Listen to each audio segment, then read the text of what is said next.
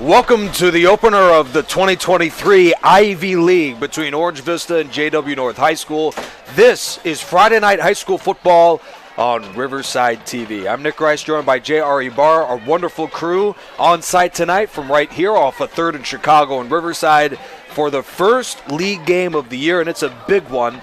Both coaches, a lot of the fans feel as though this is for really the entire league title, let alone a playoff spot. Orange Vista and JW North. Yeah, both coaches really kind of made that comment to us before the game that they're looking at this as the league title game. And surely enough, I think that's what you're in for in tonight's contest. Nick, I know we talked about earlier before the game that the matchup tonight is between two really good quarterbacks.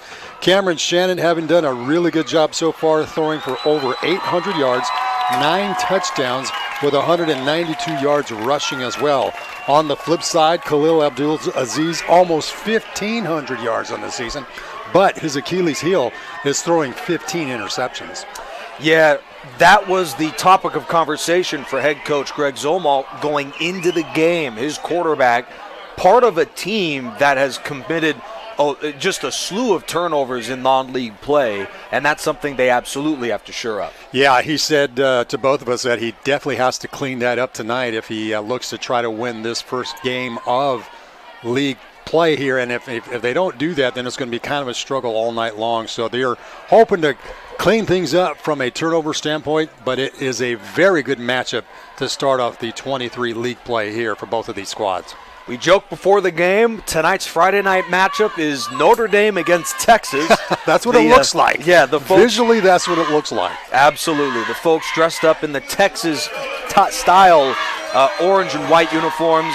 That is Orange Vista out of Menifee. JW North right here in Riverside dressed up in the dark blue and maroon.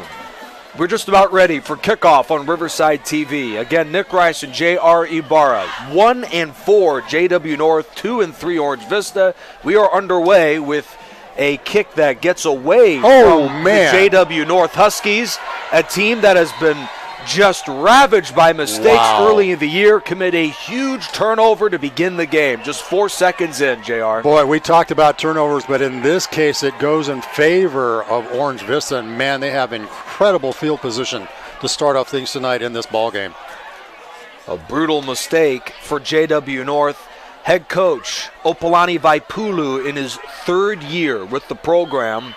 The Huskies in the midst of a 1-4 start. They did overcome that last year to make the postseason, but a loss tonight would really hurt towards their hopes of a 3rd consecutive postseason berth.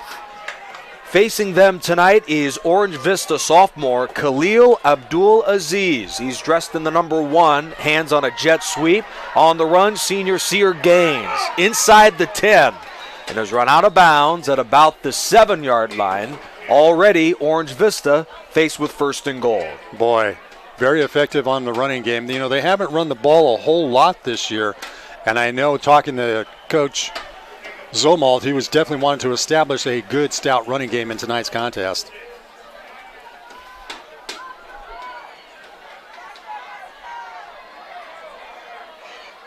Orange Vista's Sire Gaines, of the limited time they do run the ball, is averaging just under 7 yards per carry and had a big boost there. On 1st and goal, Gaines off left tackle, bounces off a hit, and just 2 plays into the game, Gaines is in for the Orange Vista touchdown. Wow, that turnover made such a huge difference, and that really can establish a rhythm here for the remainder of this contest. Sire Gaines, who dealt with the turf toe back in game 1 of the year. He looks fresh and ready. Sire Gaines in for his 7th rushing touchdown and his 8th total. This is Jacob Zubia for the extra point. The kick is fluttering, but it is good. 14 seconds into the game, the Coyotes make a statement with a squib kick recovery and a 2-play 25-yard touchdown drive. This is where the Huskies now have to really settle in. They made that mistake early on. We'll take another look at the touchdown run by Gaines. You got a great block there, the outside. And for JW North's defense, I mean, granted, they didn't anticipate to take the field so quickly, but Orange Vista seemed like they were ready for the game plan of JW North defensively. Yeah, absolutely.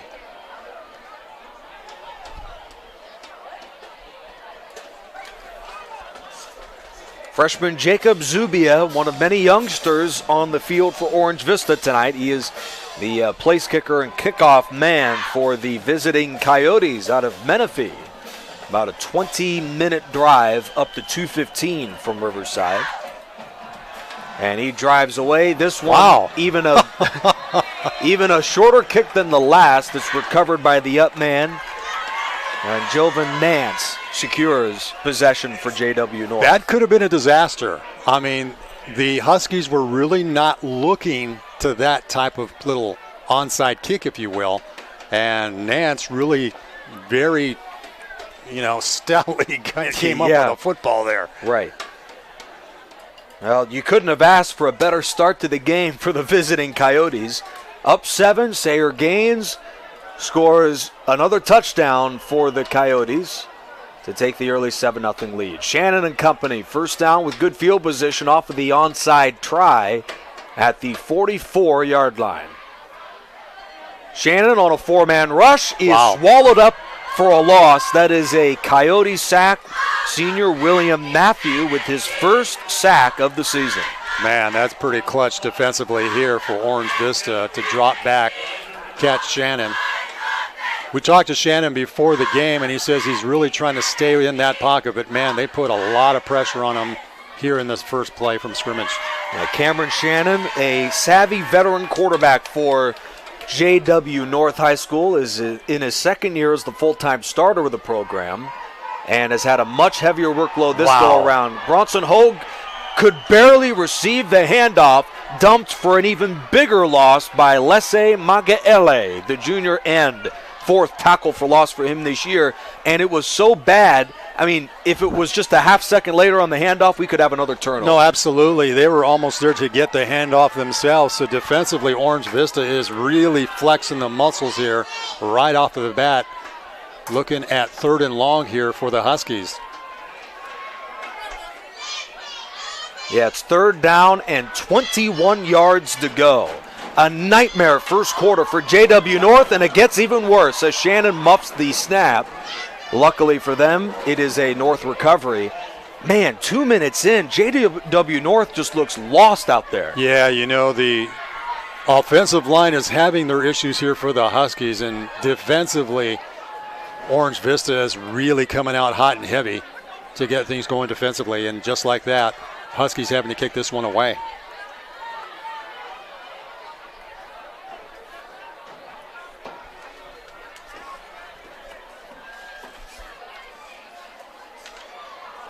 Disastrous first quarter, and JW North will try and salvage things as Trammell drives this one.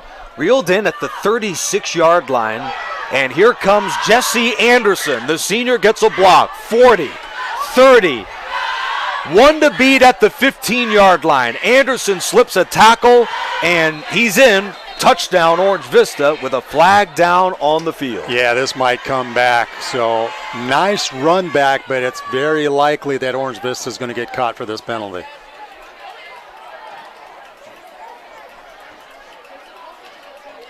Yep, holding call going against Orange Vista. So unfortunately, a really great run back that could have been some more points on the scoreboard gets nullified by a hold on this last play. Starting quarterback for the Coyotes, set for his second drive of the game, Khalil Abdulaziz, 6'2", 170-pound sophomore. He wowed us in the game between these two last year played at Menifee. Yeah, he was only a freshman. I mean, he's a sophomore, and we'll take another look at this run back that unfortunately gets taken away from them. There it was. That's number 4, Calvin Moore, blocking the back. Let's see if Orange Vista can regroup off of that. They still have pretty decent field position. Inside run to Washington, and he squirts through to the 41-yard line. An 8-yard gain with North linebacker Angel Hernandez on the stop.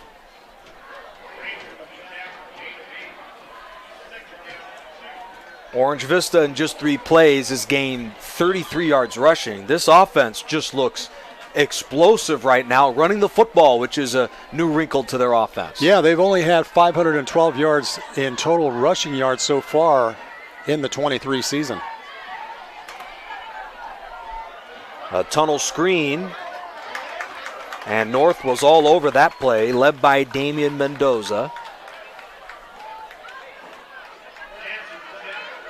Tyrone Roberts there too, setting up the team's first 3rd down try of the ball game. They need about 2.5, maybe 2 1/4 for the first down. Getting so precise, Nick.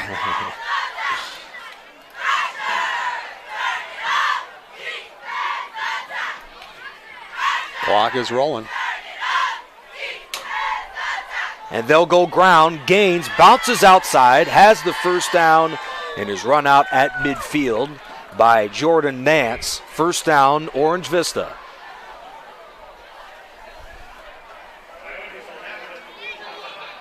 As you previously mentioned, Gaines having some issues early on with injuries, but it seems like he's been able to bounce back from that here in this contest.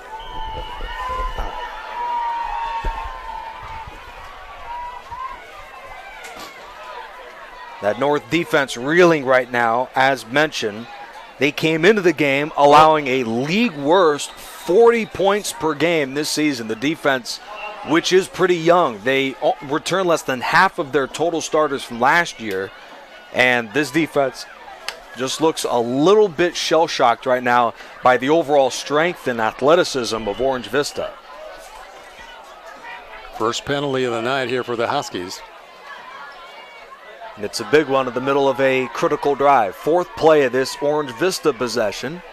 Coyotes lead early on a Gaines touchdown run. He'll get the call again and is smoked at the 42. Forward progress will stop him there. Frank Falarka there for the stop. And Sire Gaines, a couple of big runs early.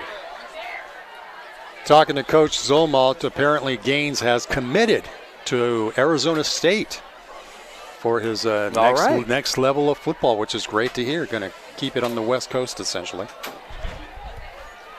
A two-way threat. Coach tries to keep him reserved largely on offense, but is also a threat on defense too. Abdulaziz airs it out. Tight coverage out there, and a flag is down as Jordan Nance was tied up on the receiver. That's a critical North interference penalty. Jasavian Duffy Cooper was the intended target. Yeah, that seems like a pretty decent call right there, as Husky defender was just riding a bit too closely to the receiver.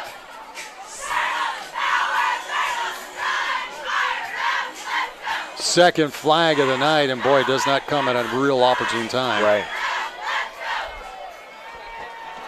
They'll spot the ball at the 28-yard line. For those of you just joining us, Orange Vista has taken it to the Huskies with an overwhelming first quarter performance. They've only played 5 minutes, already have a onside recovery, a Sire Gaines touchdown, 2 tackles for loss and a sack, and now they're in the midst of another great drive. They'll go ground with Gaines. Roberts wraps him up at the 18-yard line. It appears to be a half-yard short. Gaines picks up another big run on first down. Boy, Gaines has looked so good so far early in this contest. They can't find a way to stop him. It could be a real long night here for the Huskies. The Coyotes come into the game a pass-first offense, ranked 5th out of 6 teams in the Ivy League in rushing, with 102 yards per game on the ground. It seems as though they've gained that much in just 5 minutes tonight. Gaines releases. Abdulaziz looks his way, throws a jump ball to the running back, who makes a terrific catch, but is out of bounds. Yeah, that was a nice toss. Unfortunately, just outside of his reach in that end zone area. And I'm sure the quarterback was instructed to be a little more careful on those deep throws, unlike earlier this year.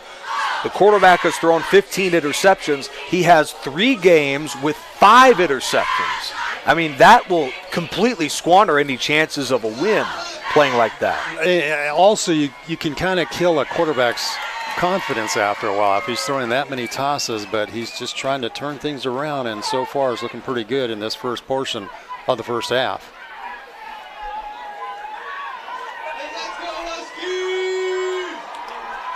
His offense faces third down and about a yard to go. Play fake to Gaines. Abdulaziz, a check down, and he finds Deontay West to the 6-yard line. It's first and goal. That was a nice play call. Now they mark him back all the way to the 10. I'd say that's a pretty favorable spot.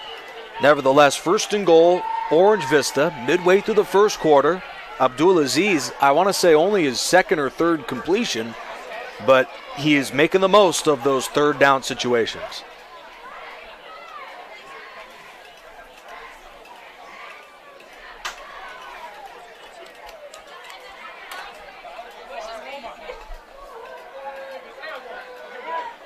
First and goal.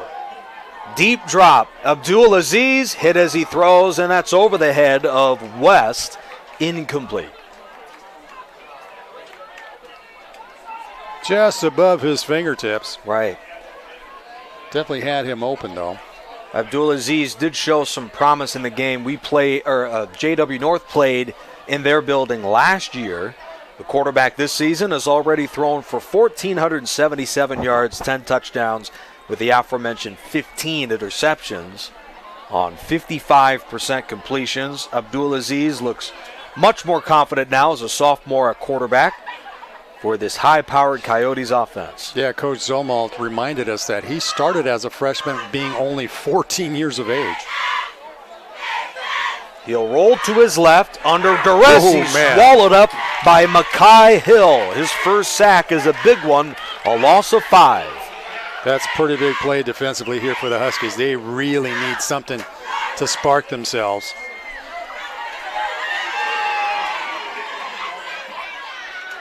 Brings up a third down scenario here for Orange Vista. And for JW North, as a team, that is only their 4th sack of the year. So with the large portion of that defense gone from a year ago by way of graduation, they were looking for a leader. Andrew Mosqueda was one of the few returners from a season ago, but Makai Hill is coming to his own going into league play. And his sack is a big one. It's third and goal from the 15-yard line. He's looking left, rolls right, fires into the end zone a bit high, and it's dropped. Zayshawn Washington, the intended target. It's 4th and goal at the 15, and a decision is to be made for Greg Zumwalt and the Coyotes. You know, if you're this close and if you're looking that good, you might want to consider going for it, but no. Second thought, looks like they're going to try to kick this one through the uprights. Jacob Zubia will kick it away with Jesse Anderson on the hold. A 33-yard Orange Vista field goal. It's a good snap and hold, but that kick hit a helmet. And it might have even hit a arm of Kamar Branch, number 80.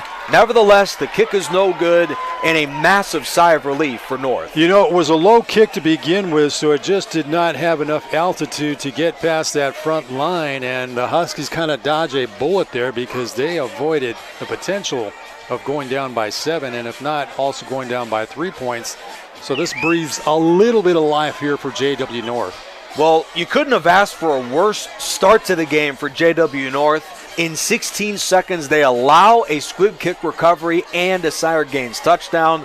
We have been scoreless since. North ball with a chance to turn things around and tie the game. Incredible bounce back and resolve for this football team at JW North. In the middle of a 4-game losing streak is JW North. They'll begin their next drive at the 20 out of the pistol. Play fake to Hogue. Shannon on the run. He finds the tight end who's run out of bounds at about the 26-yard line. And Dylan Boucher reels in his first pass of the game. Boucher.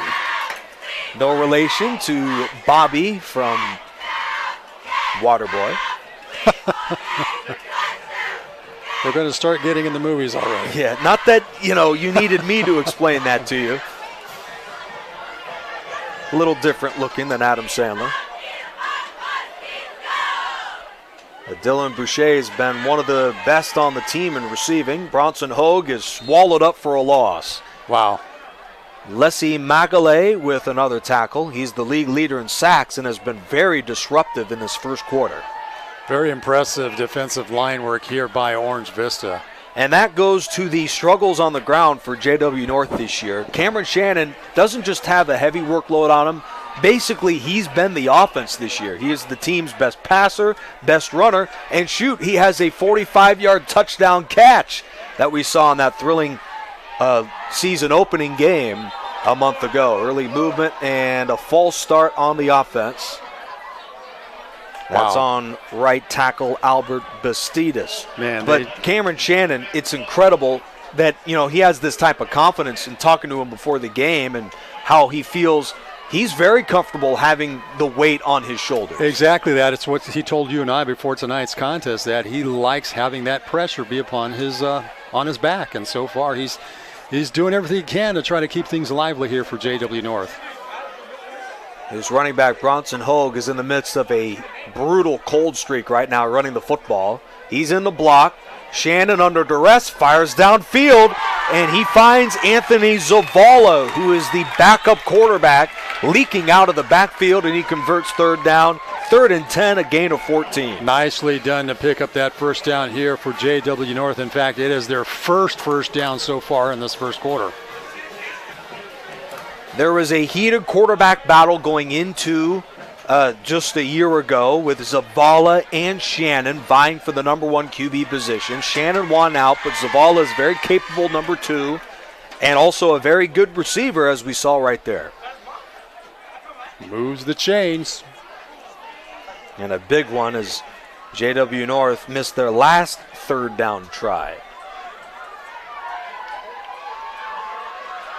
Carson Branch was the motion man. Hogue heads to his right, and it's just tough sledding right now. Wow.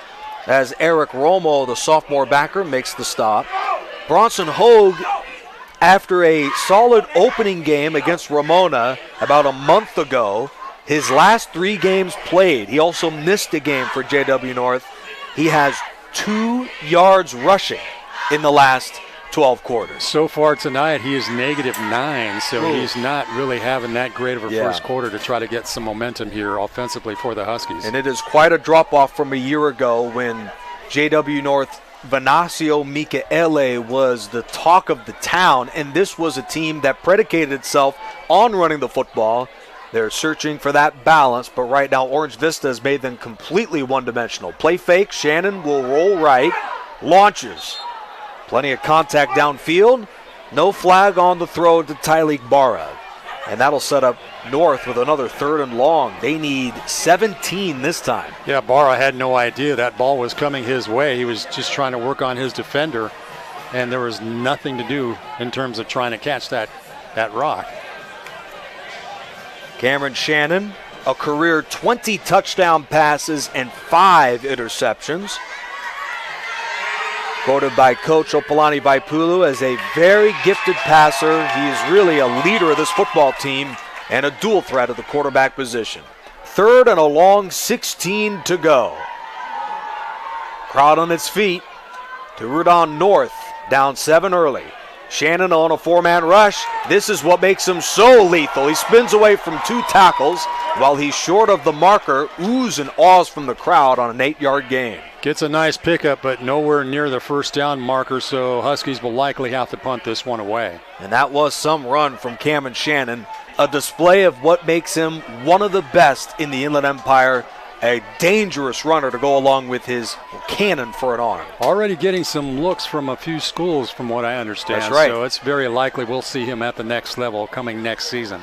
And shoot, if the D1 route doesn't work out for him, I'm sure Tom Kraft would love to have him at nearby RCC. Keep him around town. We'd love to see him. Right, and RCC plays their game tomorrow against MSJC in Menifee. We'll have that broadcast. It's a design fake. Oh, my goodness. What a play call from the coach, Opalani Vaipulu. A direct snap, and Zavala delivers in a big run. Man, what a clutch play when you needed it the most. I love the play call on this. 26-yard gain, if I'm not mistaken, from Zavala. First down North, and when you're playing a good football team trying to rise to the D1 ranks in Orange Vista, you may need a couple of breaks, and they got one right there. It was a Boise State-looking kind of play, if I might interject that, and I love that. Boy, just when you were not expecting that, it really caught Orange Vista by surprise, and, man, the big gainer puts it nicely into territory here for the Huskies. Orange Vista came out of the gates with a brilliant game plan. We have a flag thrown as it appears North had 12 on the field. Yeah. But Orange Vista comes out with this incredible start, but North has been the better football team since. Granted, Coyotes missed a field goal. They've run the ball pretty well, but JW North has to feel very encouraged by how competitive they've been since that early haymaker from the Coyotes. Third flag of the night so far has gotten them back 15 yards total. It's 1st and 15 after the penalty. Shannon looks deep, launches as far as he can. He's got Branch out there, but it's incomplete. Branch had a step on his man, but just out beyond his reach. JW North facing injuries all over the place. Their number one receiver, Brian Butler, out too with an injury. He has yet to play this season. I mean, it's incredible the moxie of a guy in Cameron Shannon who knows I'm dealing with backup receivers, a running game that's been completely non-existent as of late, and so far he's done a good job. I like what they've had him do the last few plays where they're having him do a little bit of a rollout just to buy him, just a millisecond to try to toss that football and to one of his that receivers. was the discussion going in, the pass protection. And I think the coaching staff realizes this could be a long night if we force Shannon to stand in there. Yeah, they're going to have to roll him out probably throughout this entire contest. Orange Vista threatens blitz. They'll bring the heat. Hogue on a draw has nowhere to go. Oh, he lost it, and it's scooped up by William Matthew. Nope, that's actually Lee Masaele. Ndase Makaele, number 15. Man. In the midst of a terrific game. That's now 2 tackles for loss and a fumble recovery for the junior end, ending a brilliant drive. Wow, at that's the 40-yard line. That is a deflator, unfortunately, to cough up the football at this time of the game. This is part of our doubleheader on Riverside TV. Head over to our other game where Jeff Gorham is live with Ghazal Hassan. Friday Night Football, we have Arlington and La Sierra from Riverside, as well as this game tonight, JW North and Orange Vista. Nick Rice, J.R. Ibarra here. A second giveaway from the Huskies. Still a one-score ball game. Zayshawn Washington heads to his right and is walloped near the first down. What should be the final play of the first quarter. Hala Avatongo, number 9. A sophomore emerging in this defense with the stop on what appears to be the final play of the first quarter. We'll see if they run that clock. The clock stops at 5 seconds remaining. Second pickup of the night for Washington. Already has 16 yards on the ground. Nope, they'll stop it. You're right. One play left with Orange Vista up 7 on a short touchdown run from Sire Gaines on the goal line. In fact, they'll give it to him here. 1 to beat at the 40. He turns the corner and has run out of bounds. Just a brilliant first quarter, really, for Sire Gaines. They have so many weapons out there that every time they give them the ball, it looks like the defense isn't expecting it.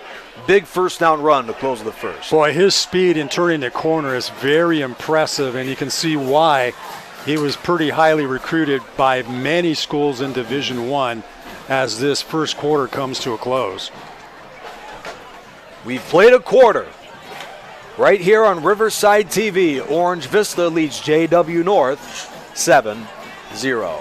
This is the 5th all-time meeting between the two schools. Orange Vista won last year's game that we did in Menifee 34-14. In the game, Orange Vista ran the ball well. Meanwhile, Cameron Shannon, the North quarterback, was just 10 of 22 with 135 yards and no touchdowns. And in the game today, Orange Vista has covered him well, just like last year, making things very difficult for the quarterback. And Orange Vista, meanwhile, is having a much better rushing day.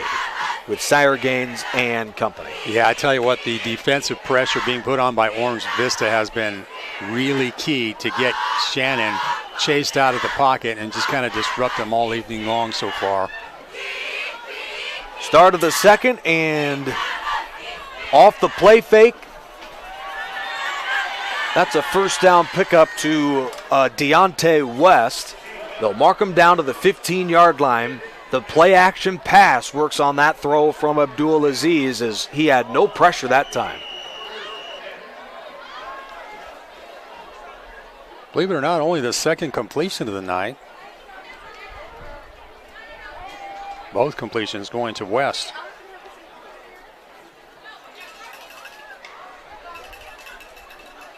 It is an incredible change for them to go from such a pass-first offense to the type of running attack. They must have seen something on film coming in that JW North against the run has struggled, and that was the case in the game against Ramona right here in Riverside TV earlier this year. Another jet sweep, and that's not a bad idea. He is nailed at the 2-yard line by Hill. That's Zayshawn Washington with another first down for Orange Vista. Boy, that's third carry of the night here for Washington. They've been really using him quite effectively in the running attack. The Coyotes come into the game with just 102 yards rushing per game. That's it. Orange Vista has about that in just the first 13 minutes tonight. Some game plan from Greg Zolmal of Orange Vista. Yeah, Orange Vista has only had 512 rushing yards so far in the 23 season. JW North a bit slow to get on, but they do here. Goal line package, first down, goal to go, inside run to Gaines. He scored once, and he's in the end zone again. Touchdown, Orange Vista. Wow. Very impressive first half so far here for Gaines. Already 7 carries, 2 touchdowns on the night.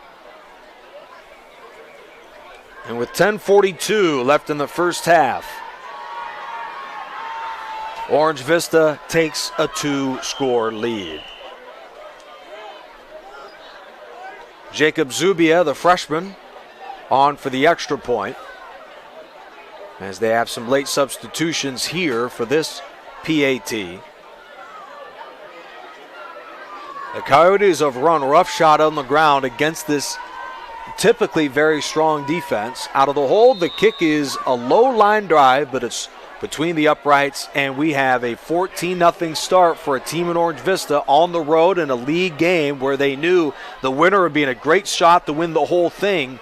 A great start for them through 14 minutes. Boy, the Huskies have to bear down and think about trying to generate something here offensively as we're early here in the second quarter of play. The mistakes have been to their detriment so far in this contest. Right.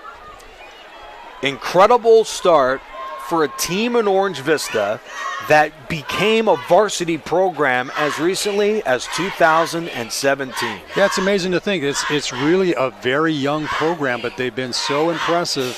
And why not? Coach Zolmal has a lot of incredible experience behind him in his resume. Former offensive coordinator for CIF Southern Section champion Citrus Hill High School, Greg Zolmal. And he's built a winner in Menifee. Now the team is expecting to compete against the big boys in the CIF Southern Section. A low kickoff. Oh, I think we should have a masking on that one. Well, that was some tackle from number 10, Jesse Anderson. I think Orange Vista got away with that one. Yeah, certainly a bang-bang one near the sideline on the North return. Meanwhile, JW North is a much storied program, been around for a long time, and part of the difficulty compared to Orange Vista, they're one of the big boys in town, Orange Vista. JW North is one of nearly a dozen varsity high school football programs in the city. So, they get a small section of guys, and that's what makes it very difficult for these schools to compete every year against these other programs. Right, there's so much slices in the pie you can go to. Right, Shannon under duress, turns the corner at the 30 and runs out of bounds. There's a look at what makes him so good in this offense. Cameron Shannon this year is averaging 8 yards per carry to go along with his 803 passing yards, second best in the Ivy League. I think we're going to see a whole lot more of that through the rest of the evening.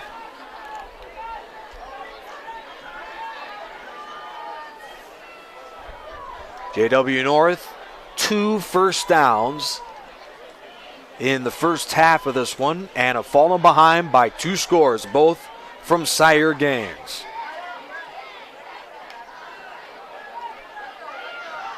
Draw, and they get number 16 Mario Johnson involved, and it's more of the same. They just can't seem to establish anything on the ground, and Lesse Magaele is in the midst of a great game, already his 3rd tackle for loss. Yeah, there's just so much penetration being done by that defensive line here by Orange Vista. It is making it a very frustrating scenario here for the Huskies.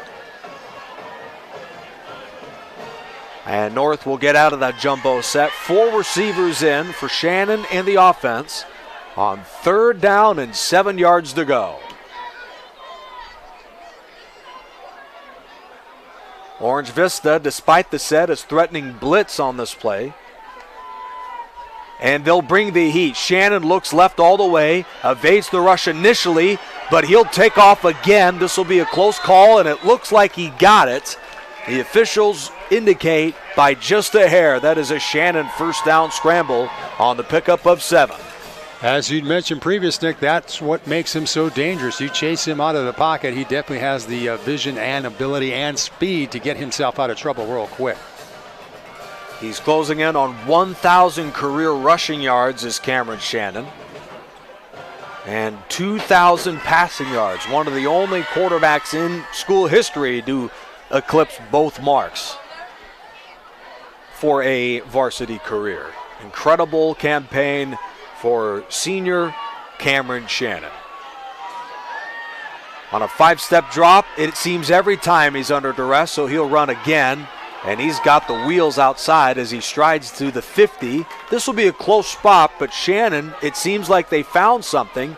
And this, a first down pickup, is something I'm sure the Coyotes are looking at. They need to contain him outside. Yeah, that's the momentum they're looking to do here offensively. Just make a lemon out of lemonade here because he's not finding anybody downfield. Or lemonade out of lemon. That's usually.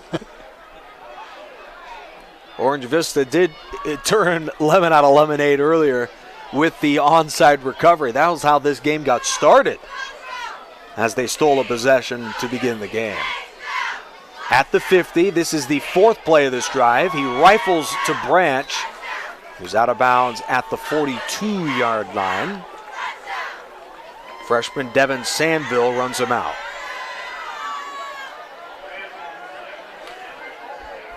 Only the 3rd completion of the night here for Shannon. And that went to one of the league's best receivers, Carson Branch. He is a home run threat. I'm sure Shannon looks his way constantly. Already 3 touchdown grabs for the senior receiver. He is one of the 2 on the right side of the offense on 2nd and short. At the Orange Vista 42, Shannon against the ankle. He couldn't get by the grasp of Cameron Dollarhide. It's another quarterback sack. Wow. Unfortunately bobbled the ball on the snap, and that just did not give him enough time to evade his defender. Let's take another look at this one. Junior Cameron Dollarhide. It looked like he was barely blocked on the play. Not only that, I mean, obviously Shannon was already looking downfield while he was trying to scoop up the football and just lost enough concentration to drop it to the turf. Well, JW North is returning only 1 starter from last year. On the offensive line, that is. So, and it looks like right now they are just overwhelmed. That's a false start up front. And when you can't win up front, it makes a very difficult night out of a quarterback. Absolutely. Controlling that line of scrimmage is such a key element no matter what level of football you're playing at, and you're seeing that kind of work its issues here early on in this contest. Already 2 sacks for Orange Vista, 5 other tackles for loss. They've just been living in the backfield to go along with a hold and a false start tonight up front, 2 of them actually. Already a nightmare first half for the big boys up front. Orange Vista brings 4. Shannon is hit as he throws. The ball flutters downfield and is nearly picked off. knocked away by senior Calvin Moore, his 4th pass deflection this year, and JW North brings in the punt team. Wow. Pretty frustrating that some mistakes pushed them so far back, and now they're having to boot this one away. Fernando Zavala, his last punt, went about 35 yards. We'll see if he can pin them deep on this attempt. 7:48 left in the half. Orange Vista, courtesy of 2 goal line scores from senior Sayer Gaines, leads North on the road 14-0. This is the Ivy League opener from Riverside on Riverside TV.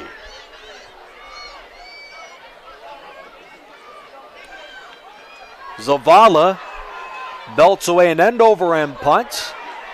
Reeled in. This is Jesse Anderson. Slips a tackle, races downfield. There is no flag down. Wow. Anderson is gone. Touchdown, Orange Vista. Man, that really hurts. That goes down as a 73-yard punt return. He actually ran into one of his own blockers. Thought that was going to slow him up enough to get one of the Huskies to grab him, but nonetheless, he was able to get past that little mistake and take it on all the way to the house. Well, you know, Shannon's doing whatever he can, and they've had some assistance in other spots, but when you lose the battle in blocking and in special teams, it's very difficult to win football games, and that's been the story tonight. The extra point is good. 21-0 Orange Vista, and it, you know, and they warned us tonight. I mean, for folks just joining us, it's obvious. The difference in the game is that Orange Vista's blocking really, really well. You can see Anderson has a lot of running room. JW North, meanwhile, has had a very tough time blocking Orange Vista.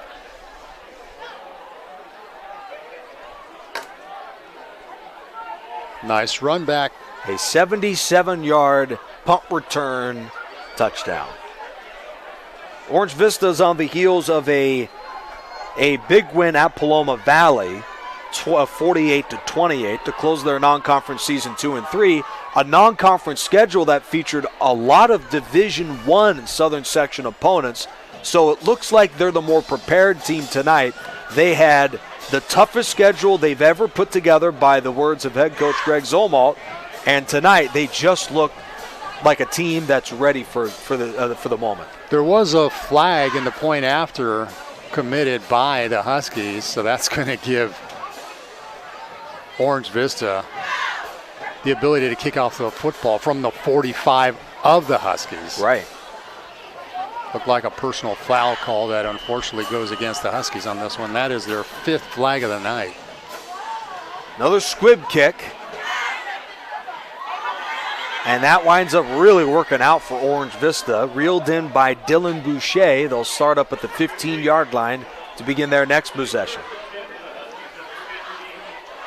At this point, I think North just has to try to get some sort of rhythm in the passing game, because I think the running game is just not there. And I think trying to establish it with 7:20 left in the first half, you want to go into the locker rooms with something on the scoreboard.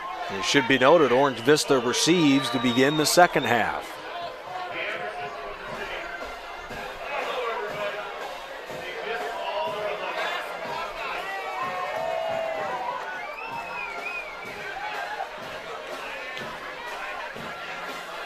First and 10, JW North. A slow start for the Huskies, 21-0, Orange Vista. Off a wide 2x2, they'll keep it on the ground with Bronson Hogue, the tailback. That's a 2-yard loss. A late flag is thrown. Yeah, I was going to say another flag tossed into the mosh pit there. Second tackle for loss today for veteran William Matthew. Oh, this one going against Orange Vista. A personal foul call.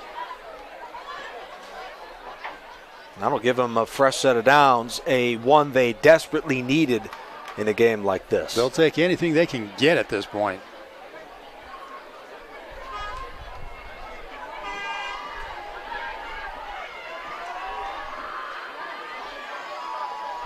Still a little bit of discussion going on between the zebra stripes here. You're right. No, coming back the other way. Okay.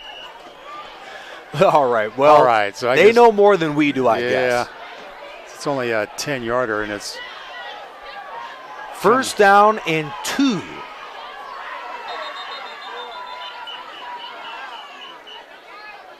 Officials timeout with 6:56 left in the first half. So I guess they want to discuss things over with the coaching staff of North to explain what was right the scenario here. Yeah.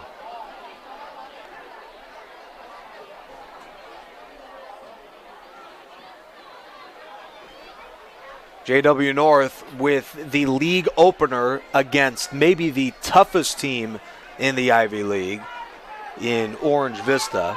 The Coyotes are a great program, one of the best in the Inland Empire as a whole. I'd say if Orange Vista doesn't win the whole league this year, granted they win tonight, if they win tonight, I would be totally surprised. This team is turning into an incredible program. Absolutely, and once again, we talked a little bit about Coach Zolmalt and his experience when he was back as the offensive coordinator at Citrus Hill. They won 5 CIF titles within a 10-year span. Wow. And that was coaching with his brother, Eric Zolmalt. It's great that now Greg Zolmalt gets a chance to run his own team. So the officials' timeout was to put the ball at the right spot. That was a 15-yard infraction. Here is a 7-yard gain to Carson Branch. Number 7, Anthony Hines, runs him out.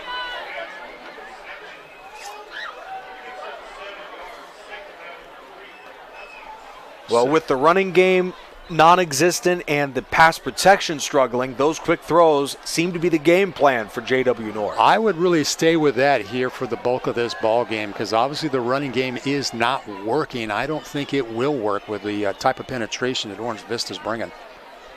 And the scrambling of Cameron Shannon certainly is another game plan. Off the low snap, he's immediately under duress. So there's the scramble we're talking about. He's got the wheels, one to beat at the 20. Oh, the quarterback's going to go all the way. Wow. What a run.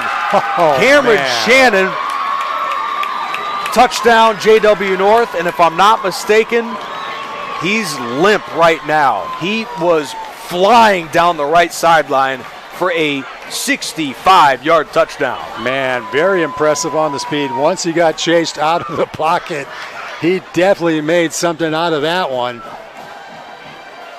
Hopefully we're going to take another look at this great run. But yeah, he's kind of coming up a little bit on the limping side here. Hopefully he didn't pull up anything on that long scramble. The cousin of the head coach, Opalani Vaipulu. This is Alana Vaipulu, the typical PAT kicker, and it's good. 6:16 left in the half, 21-7. There is no player on offense more valuable for their success than a Cameron Shannon, so his status right now is of the utmost importance for the coaching staff. This is really important from a psychological standpoint. I mean, going into halftime, you don't want to have 0 on that scoreboard. Still some time to make some things happen too, because his clock is stopped at 6:16 here, as you see on the screen. Cameron Shannon must have been running, he was running faster than the whole defense, but he must have felt the wind coming off of his back. That was some speed from Cameron Shannon. Yeah, they're stretching him out on the sidelines right now. Looks like they're tending to his left leg, so he might have cramped up a little bit on that long run back. Well, if cramps is all it is, I'm sure the coaching staff would take that any day. Yeah, you don't want to have Shannon out of this ball game because that could make a huge scenario here for the Huskies. Backup quarterback Anthony Zavala would be into the game if Shannon can't return. He's 1 of 6 with a touchdown pass this year and an interception. 45 yards, Anthony Zavala. Certainly a capable guy, but with 6 pass attempts this year, this would be a tough spot and a big transition for him against this outstanding defense. Anderson with another great return, knocked down to the 34-yard line. Angel Hernandez on the stop. So now the Huskies defensively really have to step things up because they have some time to play with to try to get something else on the scoreboard before this half comes to a close. And to take the field, Khalil Abdulaziz, who, as you mentioned, has largely been a handoff quarterback in this first half, watching the offense, scored 21. We'll see if they open things up in the passing game on this drive. They'll begin with a quick throw outside, and Duffy Cooper tight ropes the sideline. It looked like he gained the first down, and he did. They'll mark him out at the 45. First down, Orange Vista, with under 6 to go in the half.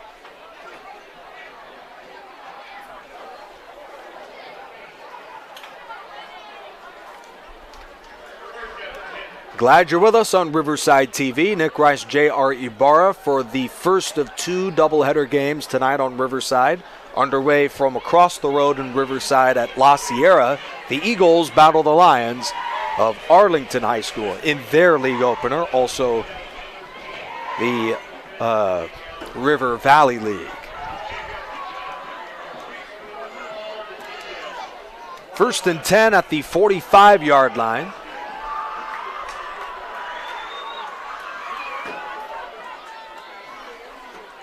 And they'll keep it on the ground, and this time J.W. North was all over it. Gaines swallowed up by Tyrone Roberts. That's what they're looking to do here defensively for J.W. North. They have to do everything possible to slow down Gaines in order to get themselves back into this contest. Third tackle of the ball game for junior Tyrone Roberts, and his 24th tackle of the season. Fifth all-time meeting, Orange Vista and J.W. North. As mentioned, Orange Vista won handedly last year, 34-14, and a resounding 2-score edge with the ball near midfield in the 5th meeting. At the 46-yard line on second down, Abdulaziz against the 4-man rush, fires a seam route, and against double coverage. Wow. It didn't matter for West. A circus catch in front of both Granger and Hill. First down, Orange Vista. Impressive throw and impressive catch on that one by West. My goodness, a gain of 16. Man, right in between 2 J.W. North defenders.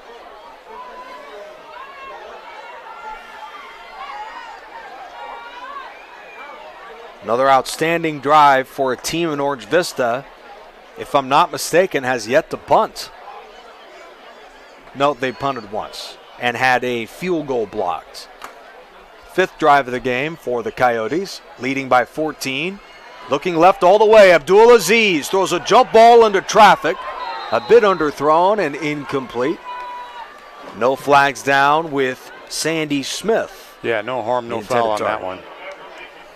Good coverage out there from senior Irvin Exmond.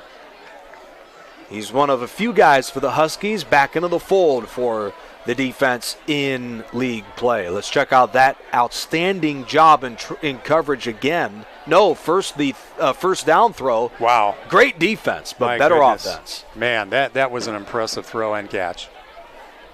Number 0, Deontay West with the grab. This Orange Vista drive began inside their own 30. Check down to Sire Gaines, the tailback, gets a block at the 20, and this is a house call. Man. Touchdown, Orange Vista. Wow. Very gone impressive. From 34.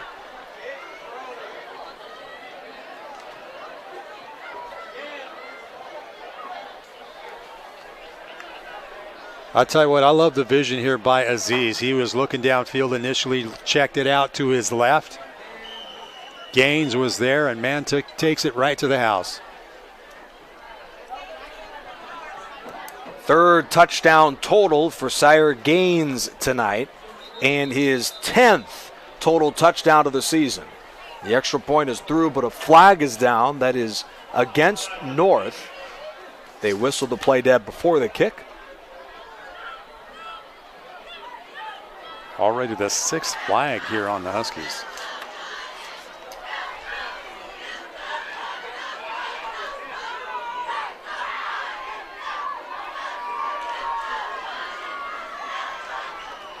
Anderson, who returned the punt for a touchdown earlier in the quarter, he'll hold. 3 for 3 on PATs for freshman Jacob Zubia. This one, no good. 27-7, 4:18 left in the half. JR, simply a one-sided football game. Not much else to slice. Unfortunately, let's take another look at that Gaines touchdown. It was a nice checkoff there by Aziz. I'm really impressed with this kid as a quarterback. Right. He's only a sophomore, and he just has a lot of poise in that pocket. You saw the back plate off of Sire Gaines, too.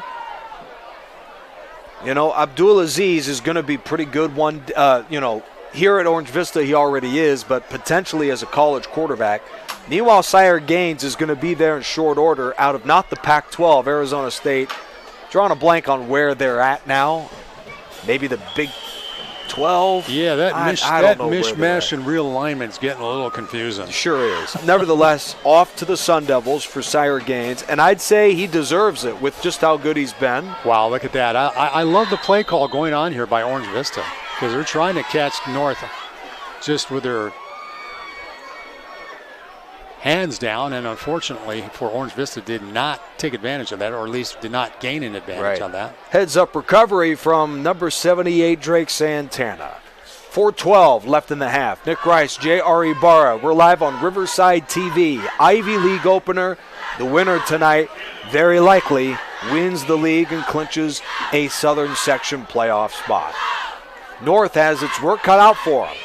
Shannon, on the heels of a sensational 65-yard touchdown run, pulled his hamstring or something at the end of that run. Anthony Zavala, just his 7th pass of the year, and that one is short, and batted down. So they make the quarterback change. Dylan Boucher was the intended target with Deontay West on the pass deflection. Yeah, you just kind of wonder what's going on with Shannon. I'm sure that maybe they want to sit him down for the remainder of the first half to make sure he's okay. I see him limping around. I'm not sure. His helmet is off. He's on his feet, though. His helmet is off, so... And you see him trying to just stretch things out on his left leg. Right. So, as mentioned, there was a quarterback discussion with Anthony Zavala, a very capable number 2. The coaching staff went with Cameron Shannon last year and this year, but Zavala is very capable in a spot like this, granted limited workload. A 2-yard inside handoff. Bronson Hogue pulled down at the 45-yard line. That's Frankie Gonzalez with the stop. Take another look at this one by Hogue. Just his 4th carry so far of the night, and only a total of 2 yards out of 4 carries. It's been that sort of a season for Hogue. The sophomore is averaging only 2.5 yards per carry in 2023. Zavala was under duress immediately, but the play was whistled down before he was sacked. Yeah, I think there might have been offsides here by Orange Vista. Yep. Yeah. Good eyesight, JR. Well, they're getting such a great jump. You got to give credit there to their linebacking crew because they're getting a really quick jump on the count. No better jump than the guy talking to the official right now, number 15, Lese Magaele, with his 4 tackles, 3 tackles for loss, and a fumble recovery in just the first half. That is the 4th flag of the night here for Orange Vista. 3rd down and 3 yards to go. Backup quarterback Anthony Zavala with Cameron Shannon shaken up with his first 3rd down try of the game. He gets by the first wave with Magaele on that rush, and he's wrestled down to the 45-yard line. I think he might have picked up the first down. He sure did. A gain of 5. Olofa Magelo with the stop, that is. Olofa Mageo.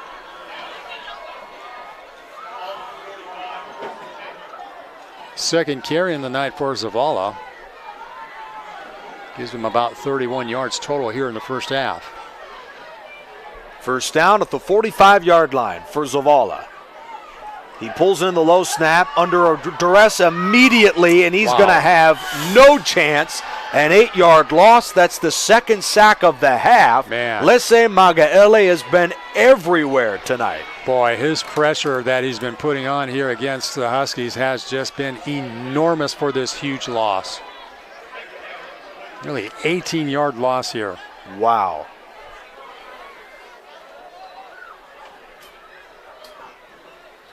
A welcome to the Ivy League moment for Anthony Zavala, the JW North quarterback right now. Cameron Shannon, we saw him on his feet a moment ago walking around.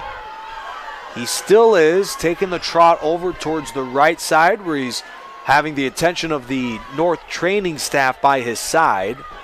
A tough spot in a critical must-win football game for them. Zavala tries to set up a screen, instead throws a check down. Officials come in. It looks like he made the catch. Dylan Boucher pulls it in off the ground, and they say yes, a 2-yard pickup on the play. Boy, they'll take anything at this point.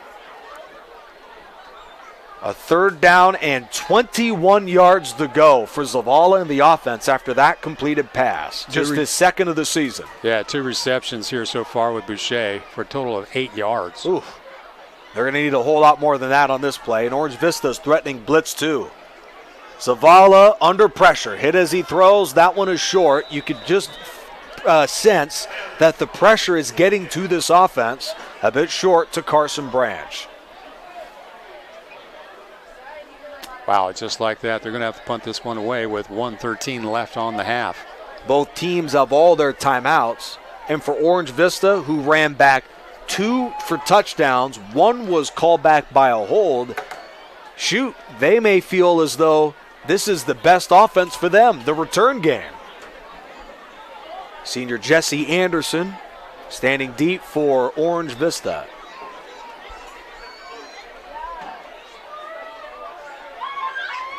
Whoa, do we have a fake? Oh, my goodness. Oh, a Garo Premium moment. The ball slipped out of his hands. Man. And is picked up by the Coyotes' Cameron Dollarhide.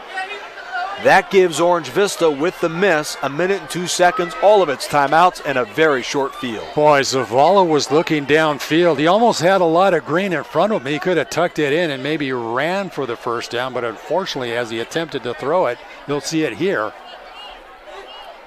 Look how much green he has over to that right side, looking downfield and just slips out of his hand. Fernando Zavala, number 22, that is. Wow. And, you know, they run that replay all the time of Garo Yepremian in the Super Bowl. That goes way back. I mean, that is so sure does. That is so far ahead of your time. How do you even know that? Jesse Anderson to the 30. Oh, my goodness. And he's wrestled down by Hill inside of the 20-yard line. Amazing. It may be beyond my time, but there are those lazy Saturdays where there's nothing else to do. Guys like Garo Yepremian wind up on the TV set. Man, that goes back to when I was a kid, and that's a long time ago, folks. No, come on.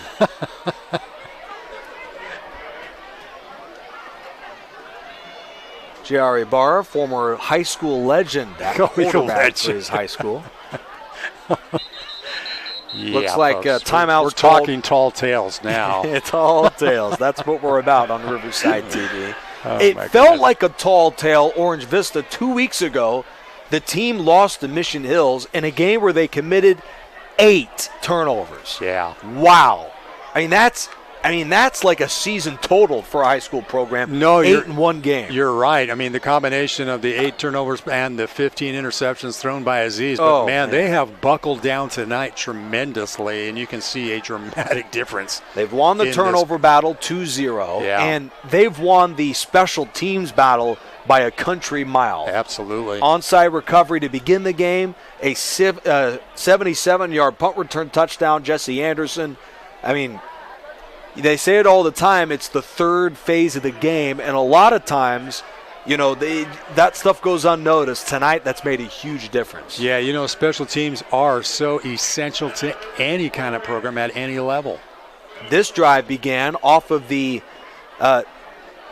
Fernando Zavala, do we call pass? It was a pass. I'm being fortuitous. Yeah, we'll give it the premium title. But, you know, he's certainly not attempted much of that this year, and that was a gamble to say the least. Abdul Aziz throws to West. Touchdown standing up for Orange Vista. They take advantage of the miscue from North on the fake punt, and West is in the end zone. Wow. 4th reception on the night for West.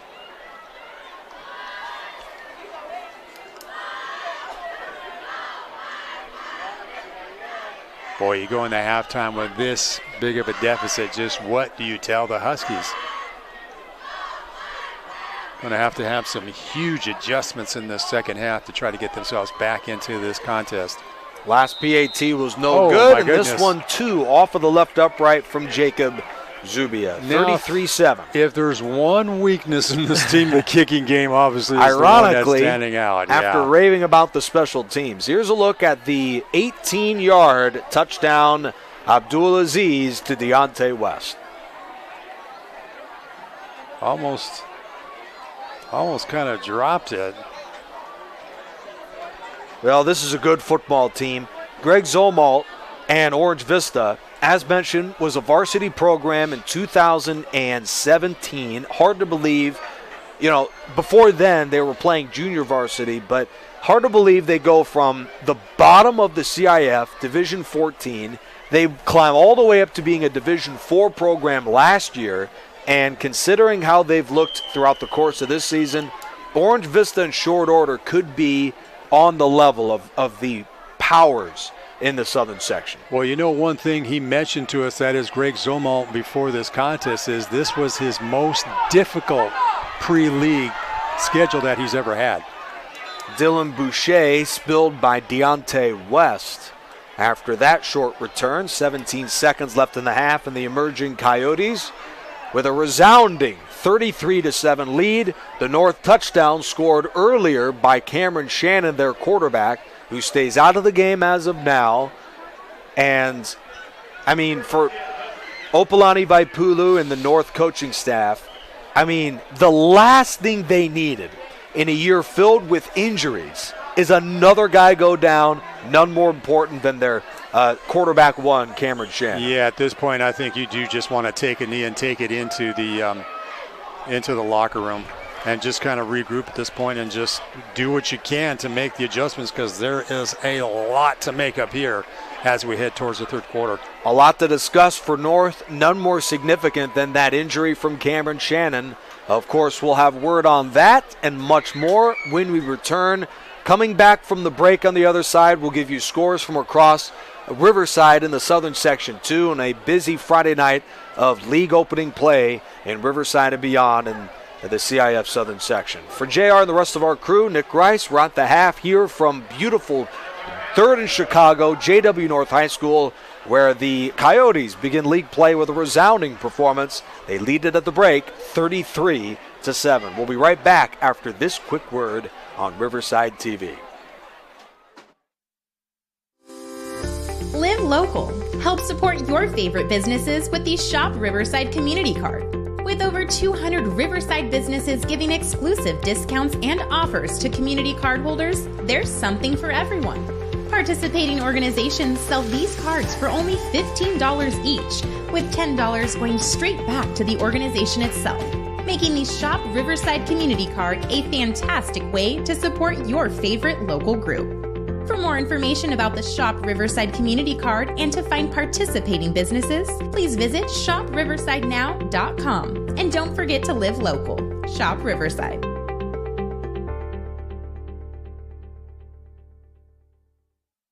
California leads the nation in railroad trespass-related fatalities. In 2021, there were 243 trespass casualties in California. We can all help reduce trespass-related incidents even further if we never trespass on railroad property for any reason. That means no biking or walking near tracks. Railroad property is private property. The only safe place to cross train tracks is at a designated crossing. September is Rail Safety Month. Please do your part. And whenever you see tracks, always think train. Engine 1 AMR, respond with RPD.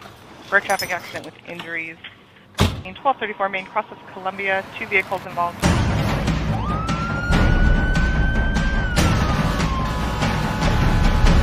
Each year, the Riverside City Fire Department responds to 40,000 emergency calls. 431. And the men and women of the Riverside Police Department drive Code 3 every day.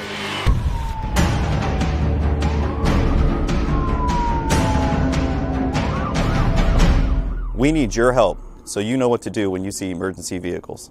Pull to the right. Pull to the right. Pull to the right.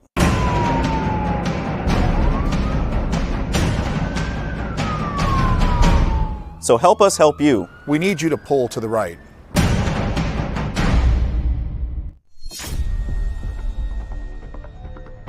We are proud of the Riverside Police Department's tradition of integrity, service, and excellence. RPD officers are disciplined, well-trained professionals who always lean forward to make our community safer and more livable. We are always looking for mature, educated men and women who want to apply their courage and judgment to serve the people of Riverside. If that's who you are, we want to talk to you.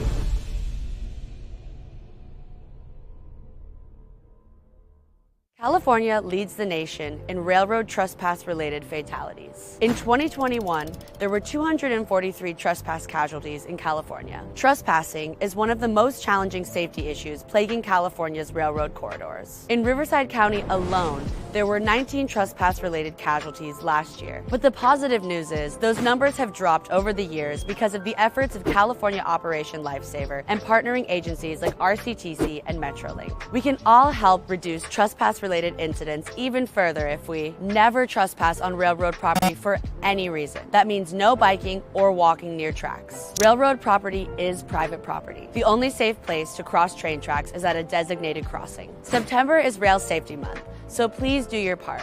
And whenever you see tracks, always think train. And stay off, stay away, stay safe.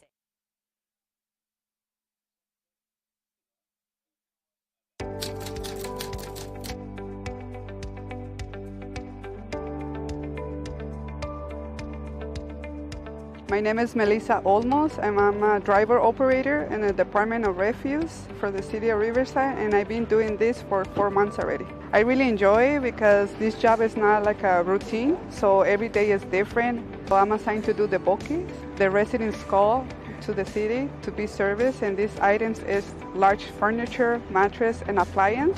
The residents, they have 2 times a year, and these items, I put it in the back of the packer, and the packer crashes and compact these items so I can take it to the dump. My favorite part of the job is driving the truck. Since I was younger, my dream was to be a driver. And now that the City of Riverside gave me this opportunity, I really enjoy it. I'm really proud of what I do because when I go to the residents' houses, I see the faces, they're happy because we're picking up the items they don't want anymore. So I try to get in here because this is a better job for me with a better stability. And I wanted to because I want to set a good example for my 2 daughters that I have. One of my hobbies that I have is go hiking. I like the outside activities like camping, and I also enjoy riding motorcycles. If I have to describe my job in one word, it will be it's perfect.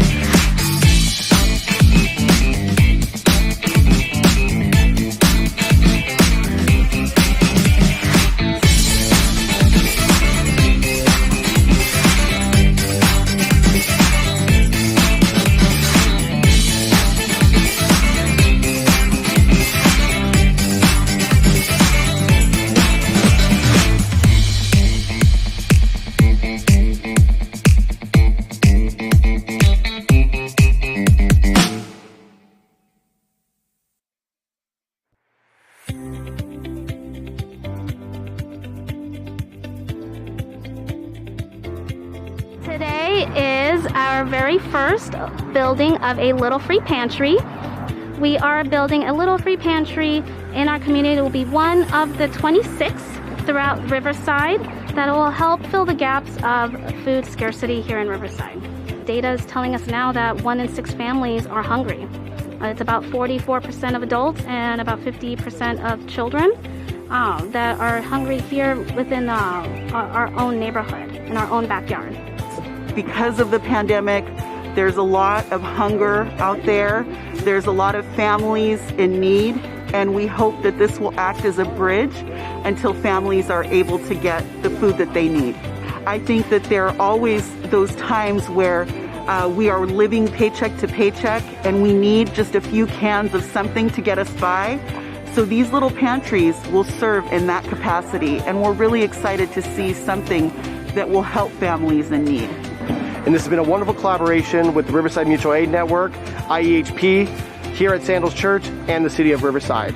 So this has been a fantastic opportunity for community members to step up and to fill a real void in our city, which is food insecurity. So the idea is that if one of these free little pantries in your neighborhood, you could stock it as frequently or as infrequently as you want to.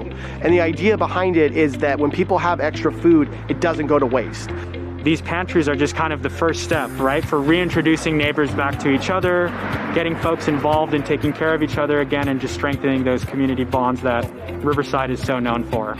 Because things like food drives and food distributions, they're really good, but they only help folks in that moment of need. And we wanted to create something that would continue giving back 5, 10, 15 years from now, and really allow the community to get back into taking care of each other, instead of maybe relying on, just government or nonprofit structures to kind of take care of them. If others want to follow suit, they can apply at riversideca.gov/cares is an application, or they can email us at neighbor@riversideca.gov to receive an application to host a little free pantry in their neighborhood.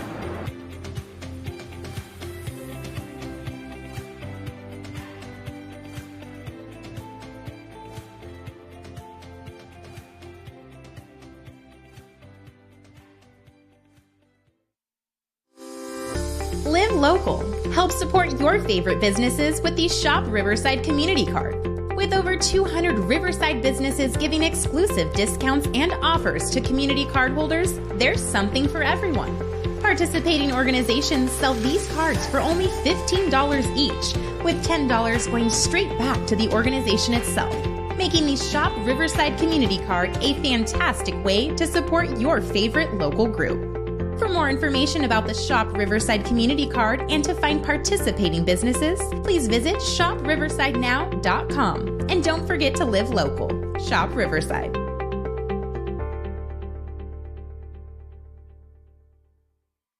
California leads the nation in railroad trespass-related fatalities. In 2021, there were 243 trespass casualties in California. We can all help reduce trespass-related incidents even further if we never trespass on railroad property for any reason.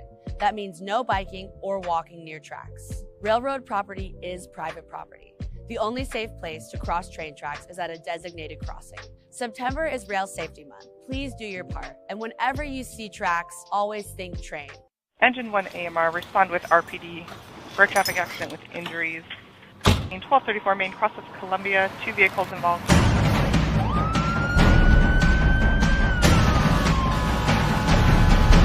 Each year, the Riverside City Fire Department responds to 40,000 emergency calls. 431. And the men and women of the Riverside Police Department drive Code 3 every day.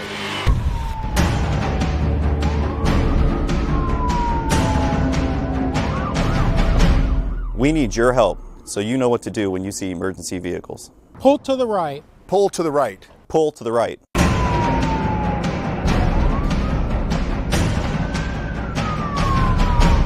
So help us help you. We need you to pull to the right.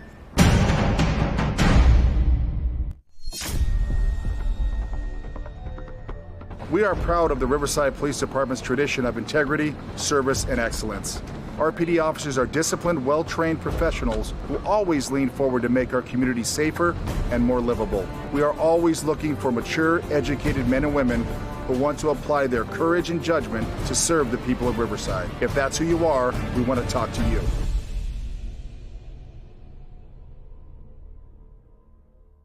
California leads the nation in railroad trespass-related fatalities. In 2021, there were 243 trespass casualties in California. Trespassing is one of the most challenging safety issues plaguing California's railroad corridors. In Riverside County alone, there were 19 trespass-related casualties last year. But the positive news is those numbers have dropped over the years because of the efforts of California Operation Lifesaver and partnering agencies like RCTC and Metrolink. We can all help reduce trespass-related related incidents even further if we never trespass on railroad property for any reason. That means no biking or walking near tracks. Railroad property is private property. The only safe place to cross train tracks is at a designated crossing. September is Rail Safety Month, so please do your part.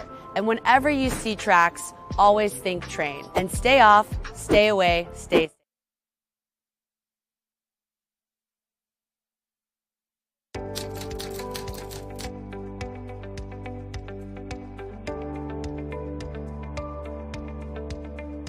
My name is Melissa Olmos, and I'm a driver operator in the Department of Refuse for the City of Riverside, and I've been doing this for 4 months already. I really enjoy it because this job is not like a routine, so every day is different. So I'm assigned to do the bookings. The residents call to the city to be serviced, and these items is large furniture, mattress, and appliance. The residents, they have 2 times a year, and these items, I put it in the back of the packer, and the packer crashes and compact these items so I can take it to the dump. My favorite part of the job is driving the truck. Since I was younger, my dream was to be a driver. And now that the City of Riverside gave me this opportunity, I really enjoy it. I'm really proud of what I do because when I go to the residents' houses, I see the faces, they're happy because we're picking up the items they don't want anymore. So I try to get in here because this is a better job for me with a better stability. And I wanted to because I want to set a good example for my 2 daughters that I have. One of my hobbies that I have is go hiking. I like the outside activities like camping, and I also enjoy riding motorcycles. If I have to describe my job in one word, it will be it's perfect.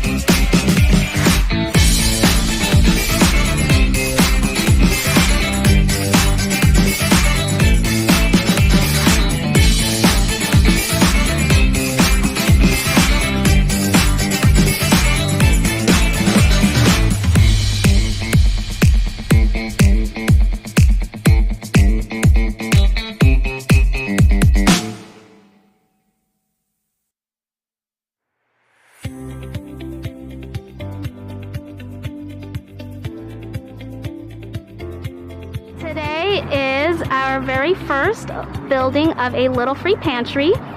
We are building a little free pantry in our community. It will be one of the 26 throughout Riverside that will help fill the gaps of food scarcity here in Riverside. Data is telling us now that 1 in 6 families are hungry. It's about 44% of adults and about 50% of children that are hungry here within our own neighborhood, in our own backyard. Because of the pandemic, there's a lot of hunger out there. There's a lot of families in need, and we hope that this will act as a bridge until families are able to get the food that they need. I think that there are always those times where we are living paycheck to paycheck and we need just a few cans of something to get us by. So these little pantries will serve in that capacity, and we're really excited to see something that will help families in need. And this has been a wonderful collaboration with the Riverside Mutual Aid Network, IEHP, here at Sandals Church, and the City of Riverside. So this has been a fantastic opportunity for community members to step up and to fill a real void in our city, which is food insecurity. So the idea is that if one of these free little pantries in your neighborhood, you could stock it as frequently or as infrequently as you want to. And the idea behind it is that when people have extra food, it doesn't go to waste. These pantries are just kind of the first step, right, for reintroducing neighbors back to each other, getting folks involved in taking care of each other again, and just strengthening those community bonds that Riverside is so known for. Because things like food drives and food distributions, they're really good, but they only help folks in that moment of need. And we wanted to create something that would continue giving back 5, 10, 15 years from now, and really allow the community to get back into taking care of each other instead of maybe relying on, just government or nonprofit structures to kind of take care of them. If others want to follow suit, they can apply at riversideca.gov/cares is an application, or they can email us at neighbor@riversideca.gov to receive an application to host a little free pantry in their neighborhood.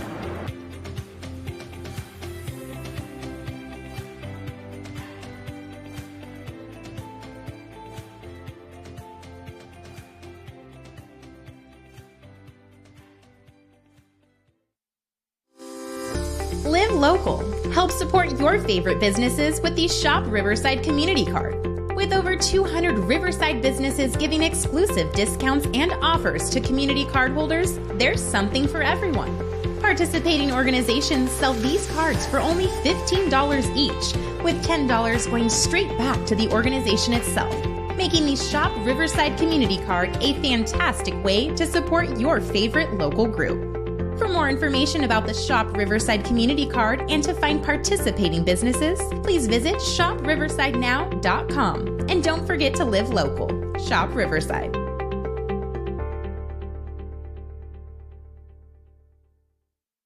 California leads the nation in railroad trespass-related fatalities. In 2021, there were 243 trespass casualties in California. We can all help reduce trespass-related incidents even further if we never trespass on railroad property for any reason.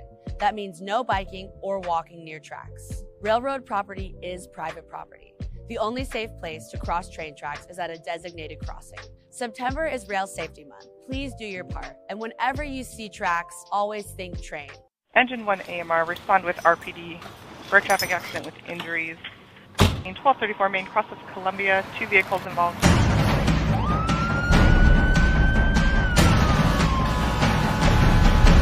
Each year, the Riverside City Fire Department responds to 40,000 emergency calls. 431. And the men and women of the Riverside Police Department drive Code 3 every day.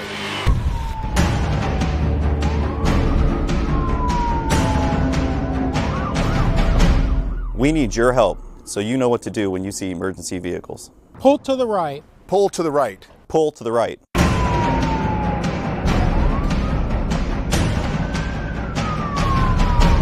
So help us help you. We need you to pull to the right.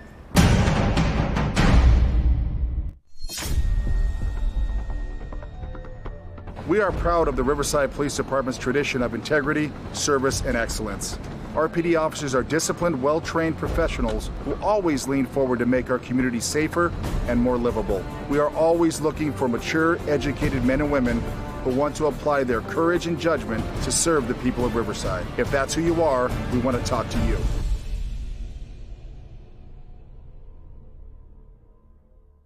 California leads the nation in railroad trespass-related fatalities. In 2021, there were 243 trespass casualties in California. Trespassing is one of the most challenging safety issues plaguing California's railroad corridors. In Riverside County alone, there were 19 trespass-related casualties last year. But the positive news is those numbers have dropped over the years because of the efforts of California Operation Lifesaver and partnering agencies like RCTC and Metrolink. We can all help reduce trespass-related incidents even further if we never trespass on railroad property for any reason. That means no biking or walking near tracks. Railroad property is private property. The only safe place to cross train tracks is at a designated crossing. September is Rail Safety Month, so please do your part. And whenever you see tracks, always think train. And stay off, stay away, stay safe.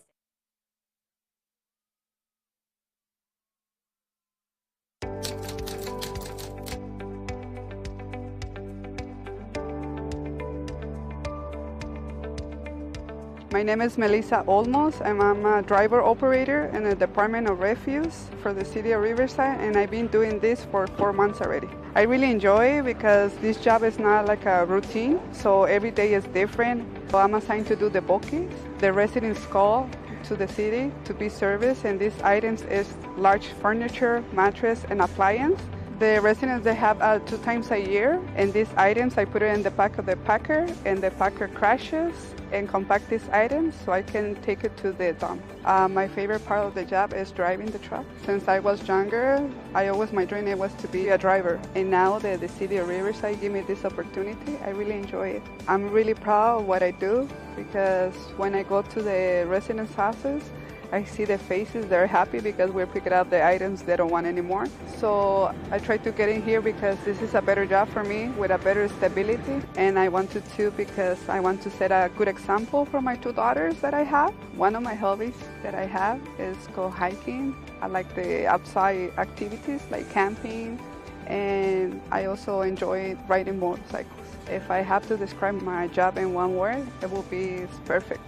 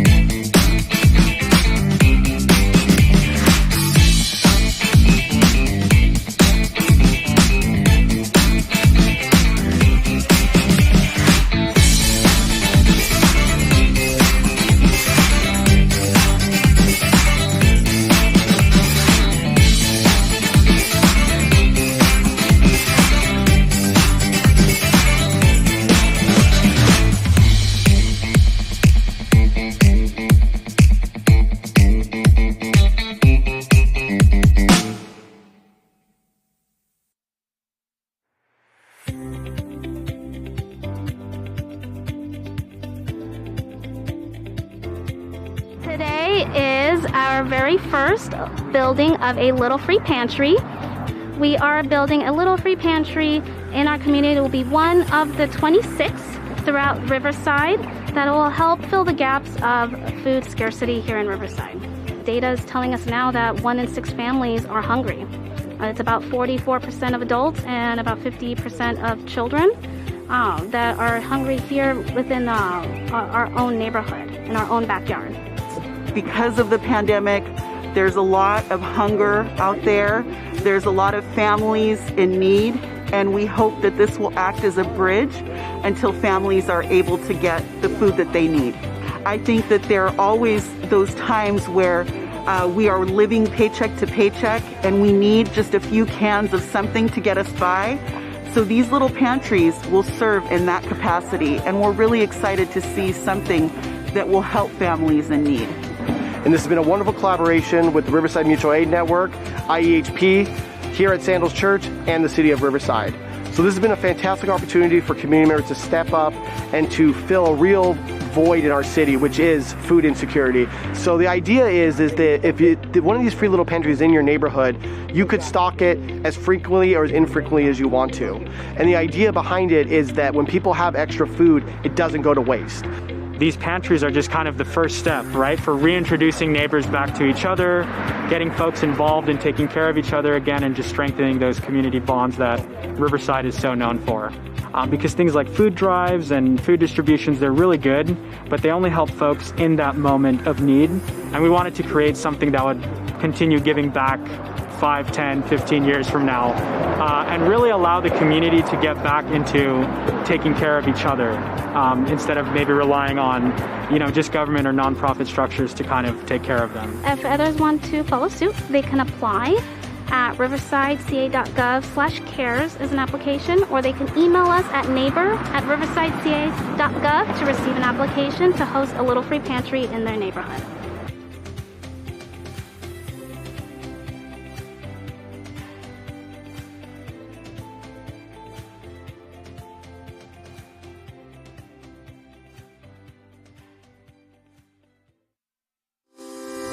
Live local. Help support your favorite businesses with the Shop Riverside Community Card. With over 200 Riverside businesses giving exclusive discounts and offers to community card holders, there's something for everyone. Participating organizations sell these cards for only $15 each, with $10 going straight back to the organization itself. making the Shop Riverside Community Card a fantastic way to support your favorite local group. For more information about the Shop Riverside Community Card and to find participating businesses, please visit shopriversidenow.com. And don't forget to live local. Shop Riverside.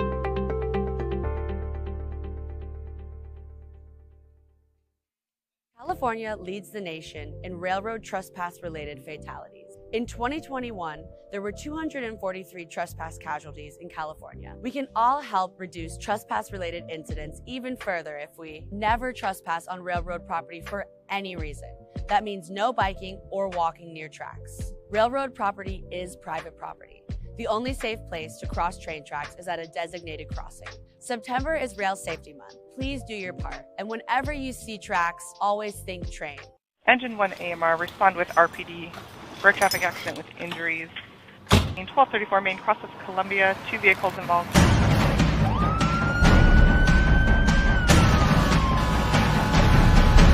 Each year, the Riverside City Fire Department responds to 40,000 emergency calls. 431.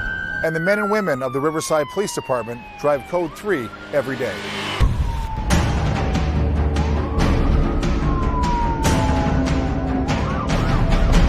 We need your help, so you know what to do when you see emergency vehicles. Pull to the right. Pull to the right. Pull to the right.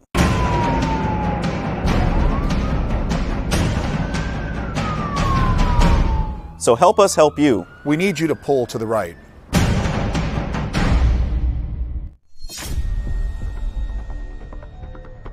We are proud of the Riverside Police Department's tradition of integrity, service, and excellence. RPD officers are disciplined, well-trained professionals.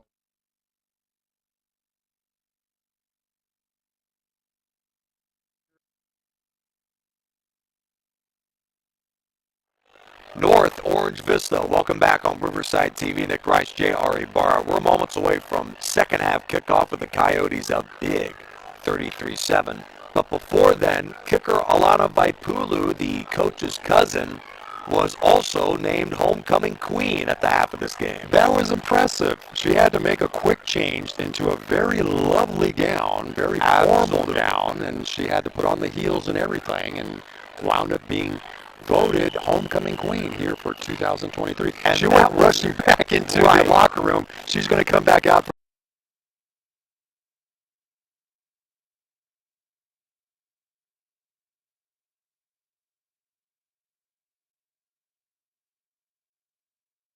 At about the 8-yard line, but it seems nothing's going to stop this offense and return man Anderson. He brings it back to the 23-yard line. That is where Orange Vista will begin their next drive. Boy, this is where the defense for JW North really has to make some huge adjustments here in this second half of play, especially when it comes down to trying to stop Sire Gaines. The guy to stop for JW North in the second half was absolutely Sire Gaines, 100 yards total, 3 total touchdowns. He got the scoring going on just the second play of the game with a 7-yard goal line touchdown.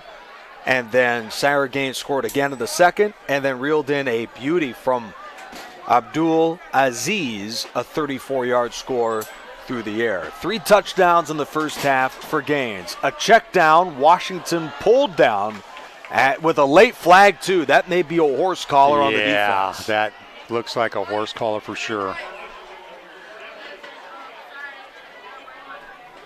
If I'm not mistaken, that was Makai Hill on the Zayshawn Washington grab. A gain of 7, and then a 15-yard infraction on top of that. A first down for Orange Vista, picking up right where they left off in the first half. Yeah, in terms of total yardage through the air, Aziz 141 total with 7 of 13 in that first half. With 2 touchdowns. And that pushes his total to 12 in just 5.5 games this season. 1st and 10 at the 42-yard line. Underway in the third. Orange Vista, a commanding 33-7 lead. Abdul Aziz off the play fake. Branch on the pressure, gets rid of it downfield, and Duffy Cooper gets drilled. It's a catch for a loss with the tackle from Jaden Pitts. Nice defensive move by Pitts to make that stop and create about a 4 to almost 5-yard loss on the play. Khalil Abdulaziz came into the league opener tonight, their quarterback, with 5 interceptions thrown in 3 different games this year. Against JW North has been much more efficient, just taking what the defense gives him. That time Pitts with a great tackle. But overall, the quarterback has been very efficient tonight. Now 8 of 14, that's over 60%. That one, of course, broadcasters jinx, behind his intended target, senior Sandy Smith. Only the second throw to Smith on the evening. And this was a pass-happy offense coming into the game. JW North in a good down and distance.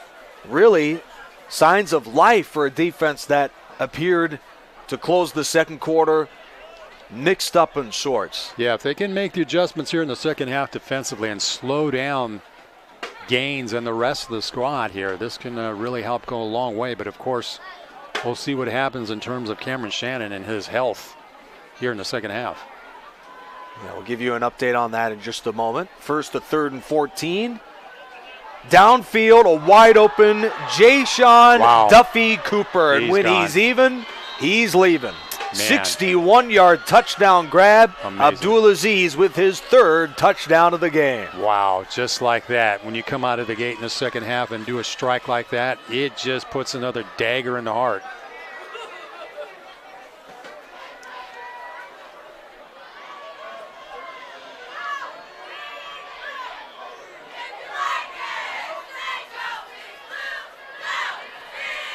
Well, JW North came in with new head coach Opalani Vaipulu, the defensive coordinator under Dennis Brown a couple of years ago, and that was the calling card for this program.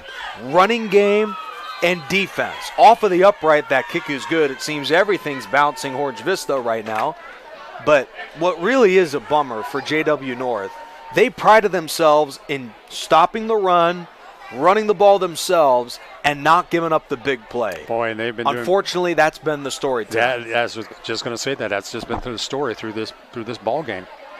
Jasavian Duffy Cooper, the breakaway touchdown catch.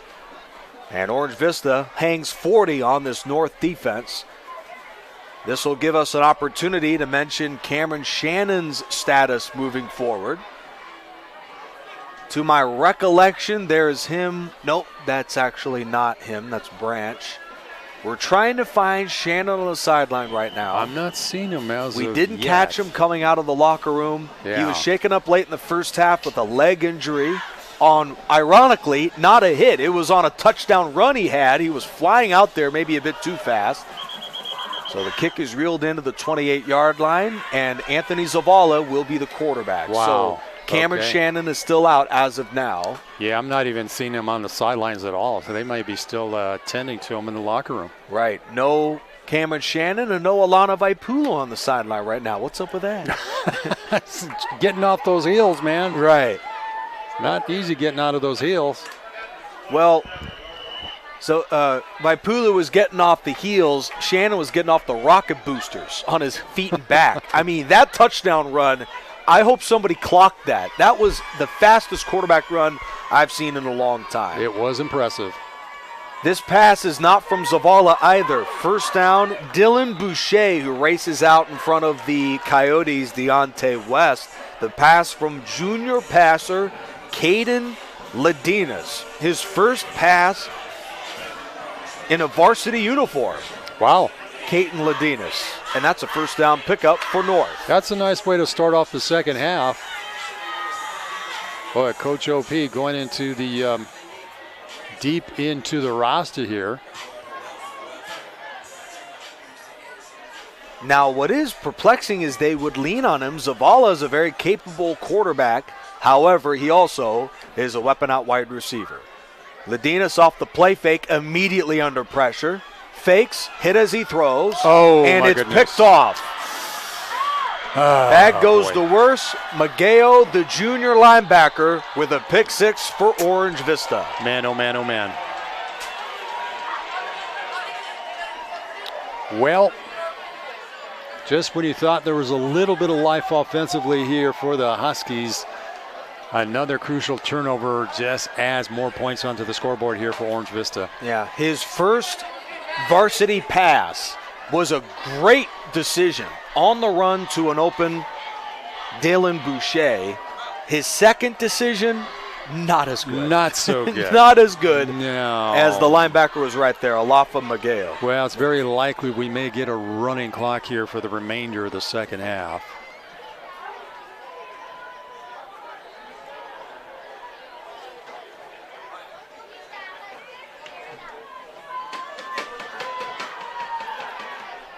Well, the kicking game once again Right. being the issue Wow. for Orange Vista. That's the only weakness we're seeing out of this squad. Yeah.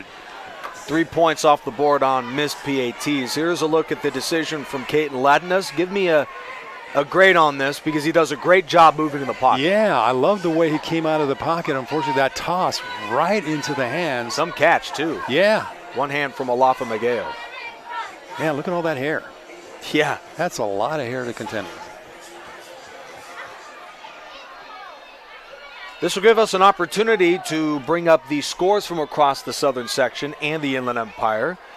Centennial yesterday humiliated Chaparral 58-19 at home. Vista Murrieta knocked out Norco yesterday 49-27. We saw on Riverside TV, Hillcrest played well for a while, but the Braves of Notre Vista, a big statement win on opening night in the River Valley League. They knock out the Trojans 42-14. Our other Riverside TV game is just underway in the second half with Arlington in front of La Sierra 7-0. Wow, that's a barn burner. The kickoff return, number 24, Irvin Exmond. He coughs up the football. Oh, man. The diving Alfonso Vallejo recovers. They'll say down to the 16. That's one thing they don't need is to cough up another football here. Absolutely. Other scores, Ramona at the half leads Patriot in a tight one, 13-10 at the half. From Murrieta, the Mustangs of Roosevelt down to Murrieta Valley, 28-21. And also the Redlands Terriers have been blanked at the half, 21-0 down to the Blackhawks of Citrus Valley. Tomorrow, Paloma Valley visits Pauley High School. Great Oak is at King. And that concludes your Inland Empire Southern Section high school football scores from this week. Caton Latinus, the third stringer in the game for North. Due to the injury to Cameron Shannon and Zavala's excellence at receiver, they'll have him out there. He shovels a running back screen, and Bronson Hogue dropped the football, but that play was pretty well covered anyways. So here's the contention. What is the correct way to pronounce his back name, his last name? Ladines? My guess is Ladines? My guess is Ladines, actually. Okay. Come to think of it, not right. Latinus. I'm just Ladines. trying to be grammatically correct here. Right. 5'11", 165-pound junior. Ladines 1 of 3 to begin the game with a first down and an interception. A draw to Hogue. This is his Nice. best run of the night. Absolutely. Wrapped up at the 25-yard line. Devin Sandville, the freshman, with the tackle. Only 10 yards total on the night here for Hogue. That's on 5 carries. Well, Bronson Hogue came into the game in the midst of a brutal cold streak, as mentioned. 2 yards rushing in his last 3 games played. That's on 14 carries, 14 for 2 going into tonight. Much better performance in this game against the very good Orange Vista defense. Out of the backfield, Carson Branch slips a tackle and takes a tumble to the 28-yard line. They needed 1. That's a gain of 3. First down, JW North. Nice play call. I like the quick out. I think you got to do that. We've talked about that already here in that first half, where I think the Huskies just need to get themselves into a passing rhythm. Well, Tom Brady began his college career at the University of Michigan with a pick 6. And Caton Ladines, in his second pass in a varsity uniform, is a pick 6. So Well, he's in pretty good company. So he's destined for greatness. Is that what you're telling us? That's what I'm trying to tell you. That's what you're trying to tell us.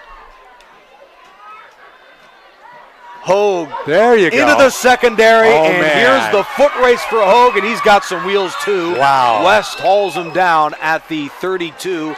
We were waiting for a month for that sort of a run from Hogue, and we got it in the third quarter of this one.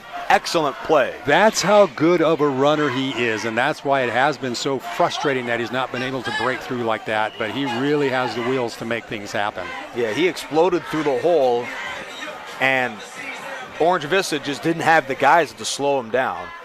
Excellent running from Bronson Hogue. Venancio Michaele was the number one guy. There was a lot of promise for Hogue to be a big contributor, every bit as good as Michaele, but he has had a rough preseason. Here's a look at that run right there, and he had some determination. He ran into that hole wanting a touchdown. Yeah, once he saw the gap open up, he did not hesitate whatsoever.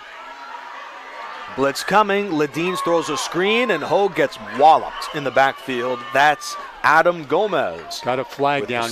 Could be a roughing the quarterback here. Yep, that's what it is. Good call. The Coyotes are flying into the backfield, and a good decision they use on the draw than the screen. They use that aggressiveness against the defense. Fifth flag of the night here for Orange Vista. North brings in junior Mario Johnson to join Dylan Boucher and Carson Branch in the receiving game. Albert Bastinas in at line to join Deshaun Jefferson. Mike Serrano on the line as well. Elijah Felton and Jacob Arellano rounding out the offensive line on this series for JW North. Midway through the third, North with their best drive of the half.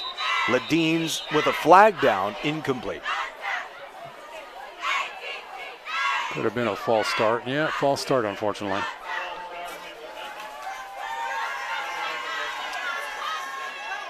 We saw that opener on Riverside TV a month ago. Cameron Shannon shined in that game. Over 300 yards passing and 5 touchdowns.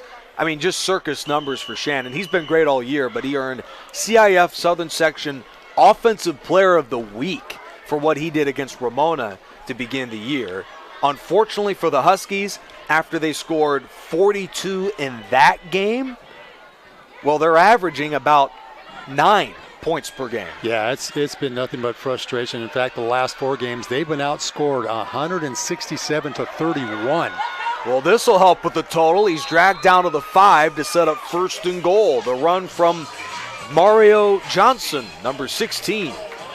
Got a player down on the turf. Oh, it looks like. That looks like their superstar, Lesse Magale. Yeah, and it doesn't look good.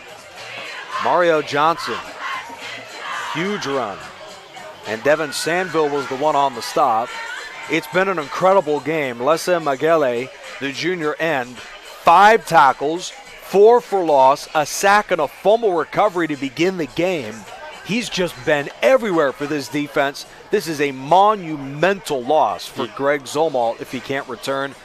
Right now, it just appears that he's got a slight leg injury right now. Yeah, it looks like they're tending to his left leg. If it was a cramp, I think they'd stretch him out, but it's still, it appears as though, yes, he's jogging off on his own power right now. I'm sure Good sight to see. That's a sigh of relief for Coach Z, I'm sure. You know, Alofo Mageo had the pick 6 earlier, and Lesse Magale, they've got to be related somehow. I haven't seen hair like that. They both have the same style. Yeah, that's some pretty decent hair there. Now, do they have to get a bigger helmet size because of that? That's just my question of the night. They have that head and shoulders with Troy Polamalu. I'm sure he knows the answer to that One problem that I'll never have. That wasn't a first down. 2nd and 1 from the 6. Bronson Hogue wrestled down. He fell forward into the end zone. And they say, yes. He got it. Wow. Nice. He was wrestled down to the 5, bounced off a body, and hurdles into the end zone. Bronson Hogue, that's a touchdown for the running back, his first of the season. Thought there might have been a masking call on that one, too, the way he was turned around. So a little bit of life here for the Huskies. Sure is. Fresh off of her high heels, extra point, Alana Vaipulu. And that one is blocked. Not much of a chance at all. Half of the defense was in on that play. Now, how could you do that to the homecoming queen? That's right. That is insulting, in my opinion. How dare you? But it is football, folks. Sure is. That's that's really impressive on her part to be able to get into a formal gown, dash into the locker room, and then come out for a point after attempt. Sure is. So to cap off that drive, Bronson Hogue scores his first touchdown of the year, third with the 2 he scored last year.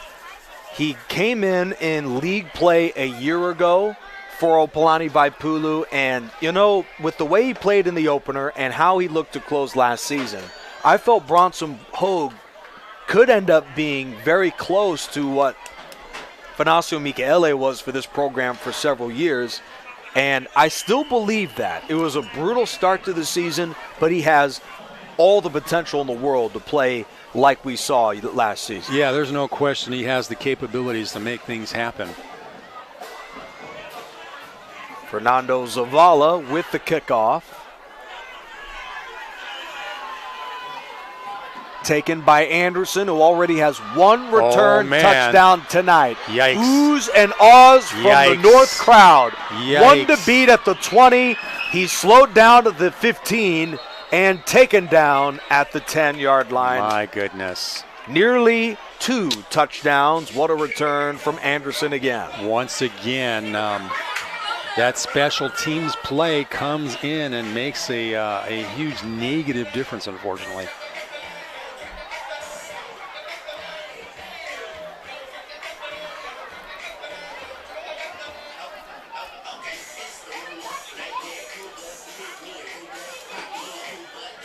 Late in the third quarter, JW North, the defense, put in a tough spot again. You could look at the 46 points and think the defense played horrible, but 7 was the pick 6, another 7 was a punt return touchdown, and this is the third time Orange Vista begins a drive in the red zone. So they've been put in some really tough spots tonight. Jet sweep. He tight ropes the sideline, and Zayshawn Washington believes he scored a touchdown. Looks like, yep, he sure and did. yes, he's in for the score. JW North looks deflated right now on defense. Yeah, there's got to be a whole lot of frustration going on here for the Huskies. And with that, we have a running clock. Yeah, you're going to have to at this point.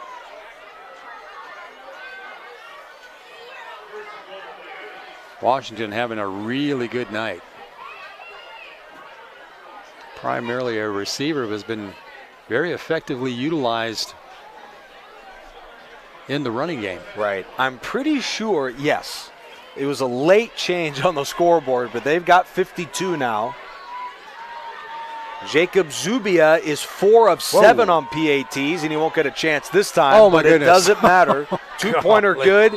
And if I told you that that's yet again number 10, Jesse Anderson, would you be surprised? No, not in the least bit, man. My goodness. It's been amazing, his contribution. Wow. So for those of you just joining us, let me recap you on what's happened so far. The first play of the game was that onside kick, or squib kick, which wound up being recovered by Orange Vista. Sire Gaines scored his first of 3 touchdowns in that first quarter. JW North hung in for a while before Gaines scored again, and then we saw Jesse Anderson rip off a 77-yard touchdown return. Highlight of the night was later with a Cameron Shannon touchdown run of 65, 21-7 at that point. Unfortunately, he sustained an injury, and it looks like he will not return. And then Abdul Aziz threw 3 more touchdown passes. Alofa Miguel picked off the third-string quarterback and returned it for a touchdown. And then we just saw that Zayshawn Washington touchdown run. Safe to say it's been a brilliant game for Orange Vista on both sides. Yeah, I'm not even seeing Shannon on the sidelines. He's very likely in street clothes already. Bring this one back to about the 26-yard line. Irvin Exman, the 6'2 senior, on the return. Running clock, folks. Orange Vista with a dominant road win. The Coyotes, on the heels of a big win at Paloma Valley, are going to take the opener, it appears, against their Ivy League foe. And they've got a home game a week from now against Elsinore, an opportunity to clinch a playoff spot, really, if they can win next week against Elsinore and one of their final 3 games to get to that 5-win plateau. And an outstanding program that made it to the playoffs each of the last 5 playoff seasons. Stoppage on the clock right now to tend to one of the Coyotes along the sideline of the Huskies. Can't get a number right now, but they're tending to his left leg. Doesn't look like anything too serious.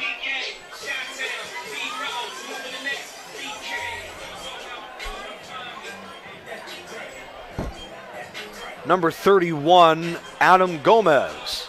The man's shaken up right now. It seems, it's that nasty injury bug. It just strikes at the worst time some years for a program. Yeah. And to me, the only way Orange Vista doesn't win this league is injuries. Yeah, that could be the thing that creates a scenario for them. But so far, they've been able to flex the muscles here, both offensively and defensively. Meanwhile, JW North, dealing with some injuries too, overcame a 1-4 record last year to make the playoffs. This year, it appears they're going to start 1-5. A loss would put them down to that mark. If they win out, they very easily would be a playoff team, but they're going to need a little bit of magic to do that. Yeah, there's a whole lot of pressure on their shoulders now. Hogue is smothered at the 28-yard line. Another tackle from Lesse Magele, his 6th of the game. A sensational performance tonight from the junior defensive end. That's scary. They're going to have him back next year. Yeah, absolutely. Ledines has actually looked very poised in running this offense. Yeah, sure. Shoot. I mean, for coming in very unexpectedly, if you will. He was probably not thinking about seeing any game time. He's done very well in running things. 3rd-string quarterback. Out of the gun, they'll keep it on the ground with Bronson Hogue, and Lesse Magele's got him again.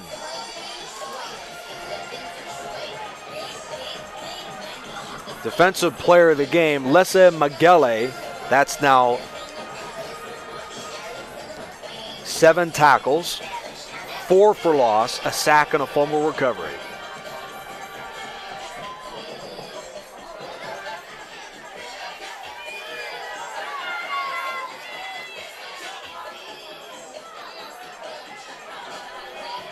Third down and 7 yards to go. North playing for pride points now in a game that's gotten away from them all 3 phases.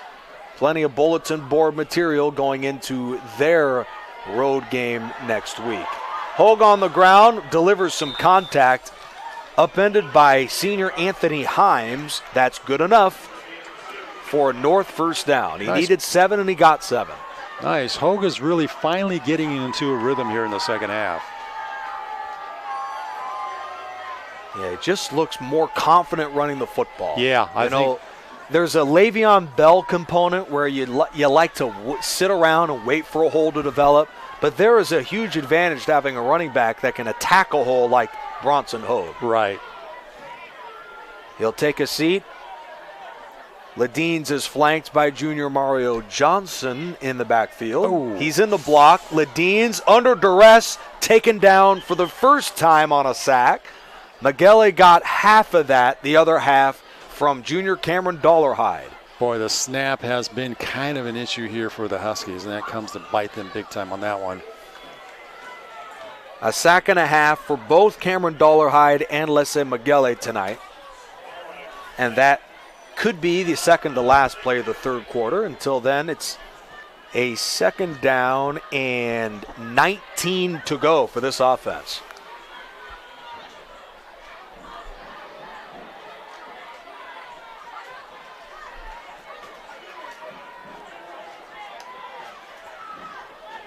A draw to Mario Johnson, no chance. The third quarter fittingly closes with a tackle for loss, this time out of sophomore Frankie Gonzalez. 3 quarters in the books, 54-13, Orange Vista in the lead. Yep, closes out 3 quarters here as we head to the fourth. That big deficit, as you mentioned, just a matter of trying to play for some pride at this point. This is one of our doubleheader tonight on Riverside TV. The other matchup being Arlington and La Sierra. Still 7-0 ball game in Riverside. Lions with the narrow lead. Make sure to join us also on Riverside TV tonight, 11 p.m. Pacific, for the Friday night pep rally. Yeah. Jeff Gorham, Pep Fernandez, and the rest of the crew will be there to break down not only highlights and scores from across the city of Riverside and the Inland Empire High School football, but also they have coaches interviews. And last week, Jeff Gorham tried kimchi, I think. Quinoa, Kung Pao. It's an entertaining night of football highlights, a little bit of lighthearted commentary. Right. I think Jeff is actually flying solo tonight. So. No, they got Pep Fernandez calling in from Fresno. Oh, okay, there you go. Bakersfield, Fresno? Something like that. So I think you need to go join him tonight. Keep him company. You know what? I think I will. You should. I think I will. If anything, to keep him under control. Well, that's it may get out of hand. It's definitely going to get out of hand. And they need somebody to kind of keep tabs on him. I'll bring the fire extinguisher. Third down and 22, and it might even be worse. Yeah. Third and 27. Man, oh man, oh man. 9th flag of the night here for the Huskies. Okay, so obviously, safe to say JW North, they've got bulletin board material to look at, but positives. I'm looking for positives, JR. Do you have any? Again, I'm going to comment on Ledeen's and his ability to come in and run this offense as a third stringer. So far, I am impressed. Yes, there's been a couple of mistakes, no question like that, but to be placed in this type of scenario and Not to show easy. some signs of life, it's promising. Orange Vista this season is the league's best scoring defense. Ledeen's goes deep against that defense and missed one to Branch.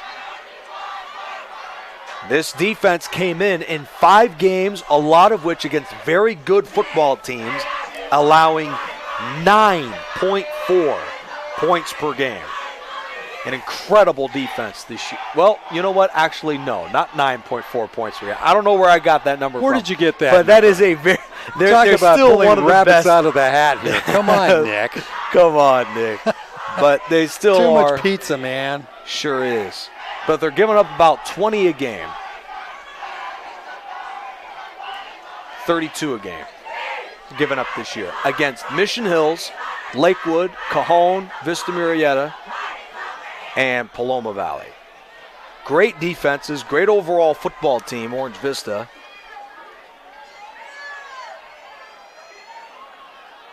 Not a bad punt. The punt lands at about the 48-yard line. Well, when you consider that Orange Vista, when they first started the program, was what, Division 13, I believe? Division 14. Division 14. They've worked their way to Division 4. That is incredibly difficult. That's Each division very has difficult. A couple. There's a couple dozen that make the playoffs. And there's about 40 to 50% of the teams that are in a division make the playoffs. So if you do the math, and I mean, just looking at the amount of schools in California, hundreds upon hundreds. Right. I mean, going up divisions is not like not like moving up grades in school. Not- Like this is impossible. You have a down year and you're going down. To make- so it's a yearly annual. Yeah, to make that evaluation. kind of leap is pretty incredible. A first down run on the pitch to sophomore Jimmy Cruz, his first carry of the game. Yeah, looks like Orange Vista is going to the bench as well. Elijah Dowlu is now your quarterback. Elijah Dowlu, number 12. Yeah, not a bad idea to sit Aziz down. So Abdul Aziz finishes the game with nearly 200 yards, actually over 200 yards passing, I want to say. Well, according to my calculations, I'm looking at 198. 198, of course. Yeah.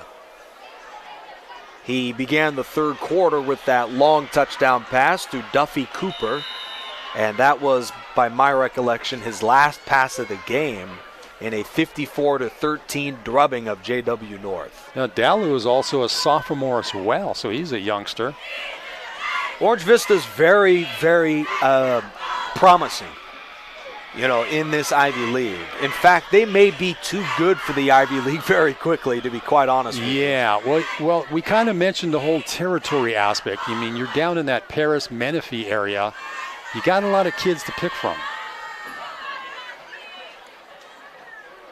They'll go ground, and the blitzing Adrian Carrillo makes a big play with his first tackle of the game. I'm sorry, Andrew Mosqueda. That'll back him up into a third down and about 5 yards to go.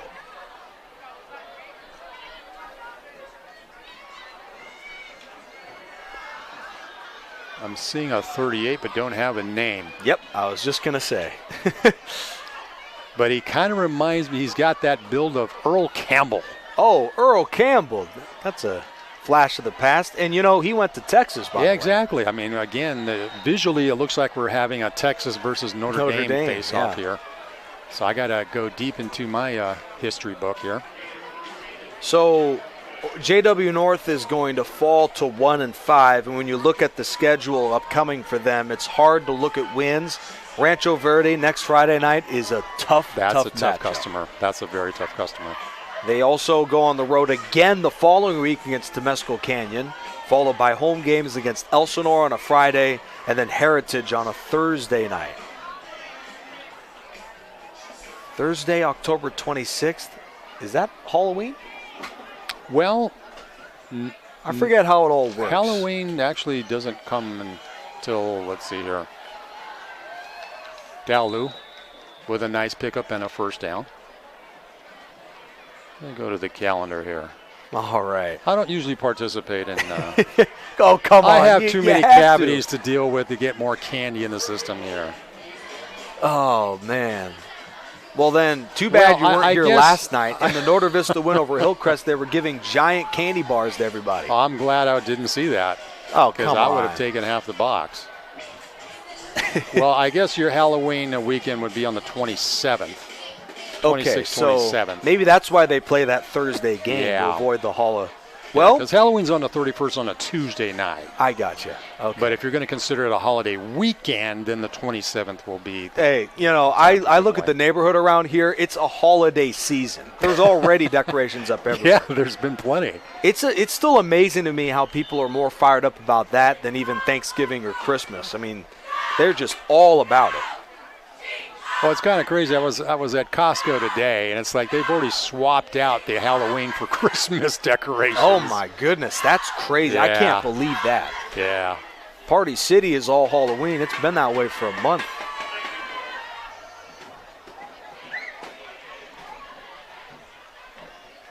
Luckily, it does land on a Tuesday, so the opening round of the high school playoffs would be the week after, or the Friday after that. Yeah, that'd be weekend of November the 3rd. We'll be looking at, or opening. Even the Thursday. There is an officiating deficiency around here.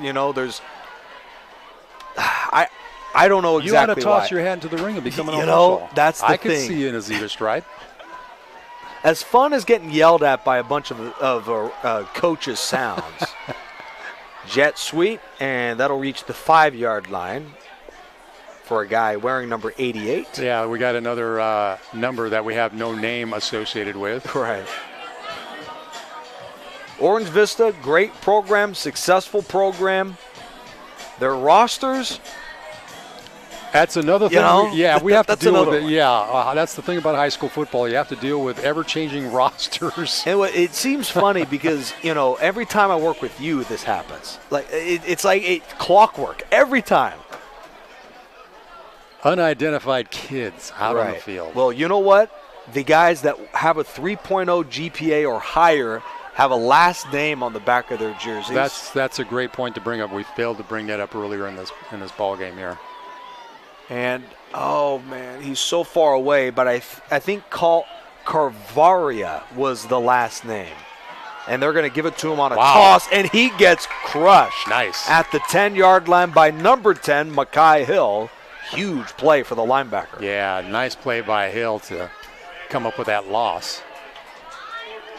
That brings up 4th and goal at the 10.5-yard line for Orange Vista, who began the fourth quarter on cruise control with backups in the game. And, you know, last night, too, in the Norte Vista blowout over Hillcrest, and you see this by a number of teams, and I just don't get it, especially in a violent, physical game like football. You have starters in with 2 minutes left in a game already decided long before that. Yeah. I never understood that strategy.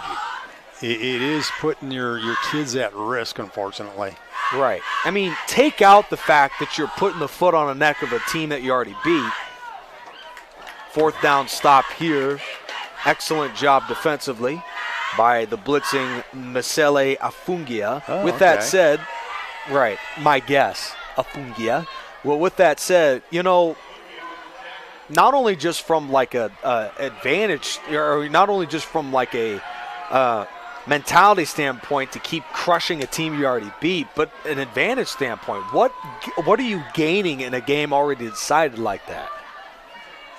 Yeah, with the risk of injury. Yeah, at that point, it's best to sit your kids down. And, you know, Coach Z over here for Orange Vista has wisely put down Aziz and Sire Gaines. Right. Unfortunately for North, the Cameron Shannon sidelining appears to be not by design.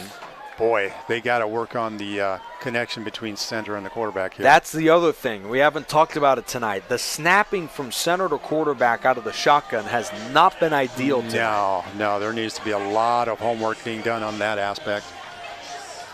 Well, North comes into league with a tough loss. We've seen them, as mentioned earlier, overcome a 1-4 start. They're going to start this year 1-5. You know, how do they build on this? It is frustrating. There's no question. I mean, you can't deny the elephant in the room here, because when you go 5 straight losses, when you know you have the potential of being a winning team, it really hits the mentality that these kids are going to have to now reach down. I mean, mentally, not just physically, but mentally, just pick themselves up for the next weekend. Yeah, this is. You know, one of the toughest challenges now as head coach for Opalani Vaipulu. He was the assistant with Dennis Brown for many years, great Dennis Brown. And now as head coach, you know, he's the buck stops with him. Right. Now, he's the guy that's got to figure this thing out. Mario Johnson to the 27. And that's an unenviable task, because you could lose a locker room when you lose 5 games in a row. If you don't have the right guys there, it's very easy for things to devolve. I believe we're going to see these guys later this year on Riverside TV, and we hope that they can turn it around somehow, some way.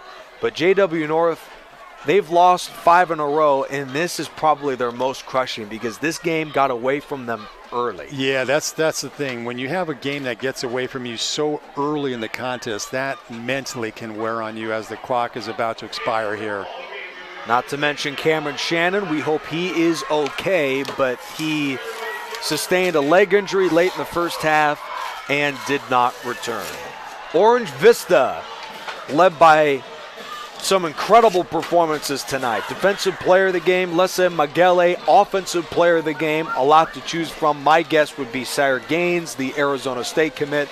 Sensational performance. The Coyotes win 2 in a row. They're now 3-3 overall. Of course, 1-0 in the Ivy League. It's an impressive team here to see the Coyotes that are really probably the leading contender to win this league. There's no question about that. It's very likely they have the potential to go deep into CIF this year. Post-game thoughts and reaction tonight, 11 Pacific. It's the Pep Rally with Pep Fernandez, Jeff Gorham, and the rest of the Riverside TV crew. Join us and Nick there. Rice. Nick's going to make a surprise Rice, appearance. Arlington and La Sierra, that tight-knit game is getting wrapped up right now on our doubleheader on Riverside TV. Then also a reminder, if high school football wasn't enough and you have an appetite for college ball, we got you covered Saturday, tomorrow night, 6 p.m. Pacific, right here on Riverside TV. As one of the top teams in the country, Riverside College visits Mount San Jacinto in Menifee in a must-win late preseason game. The Eagles and the Tigers tomorrow right here on Riverside TV at 6 p.m. I will be watching. Oh, all right, cool. We got the weekend covered, and J.R. Ibarra is going to have his eyes on all of it. We appreciate everyone for coming tonight for another edition of Riverside TV. For excellent crew, J.R. Ibarra as well. I'm Nick Rice. So long from JW North. The Coyotes knock out the Huskies 54-13. Good night, everybody.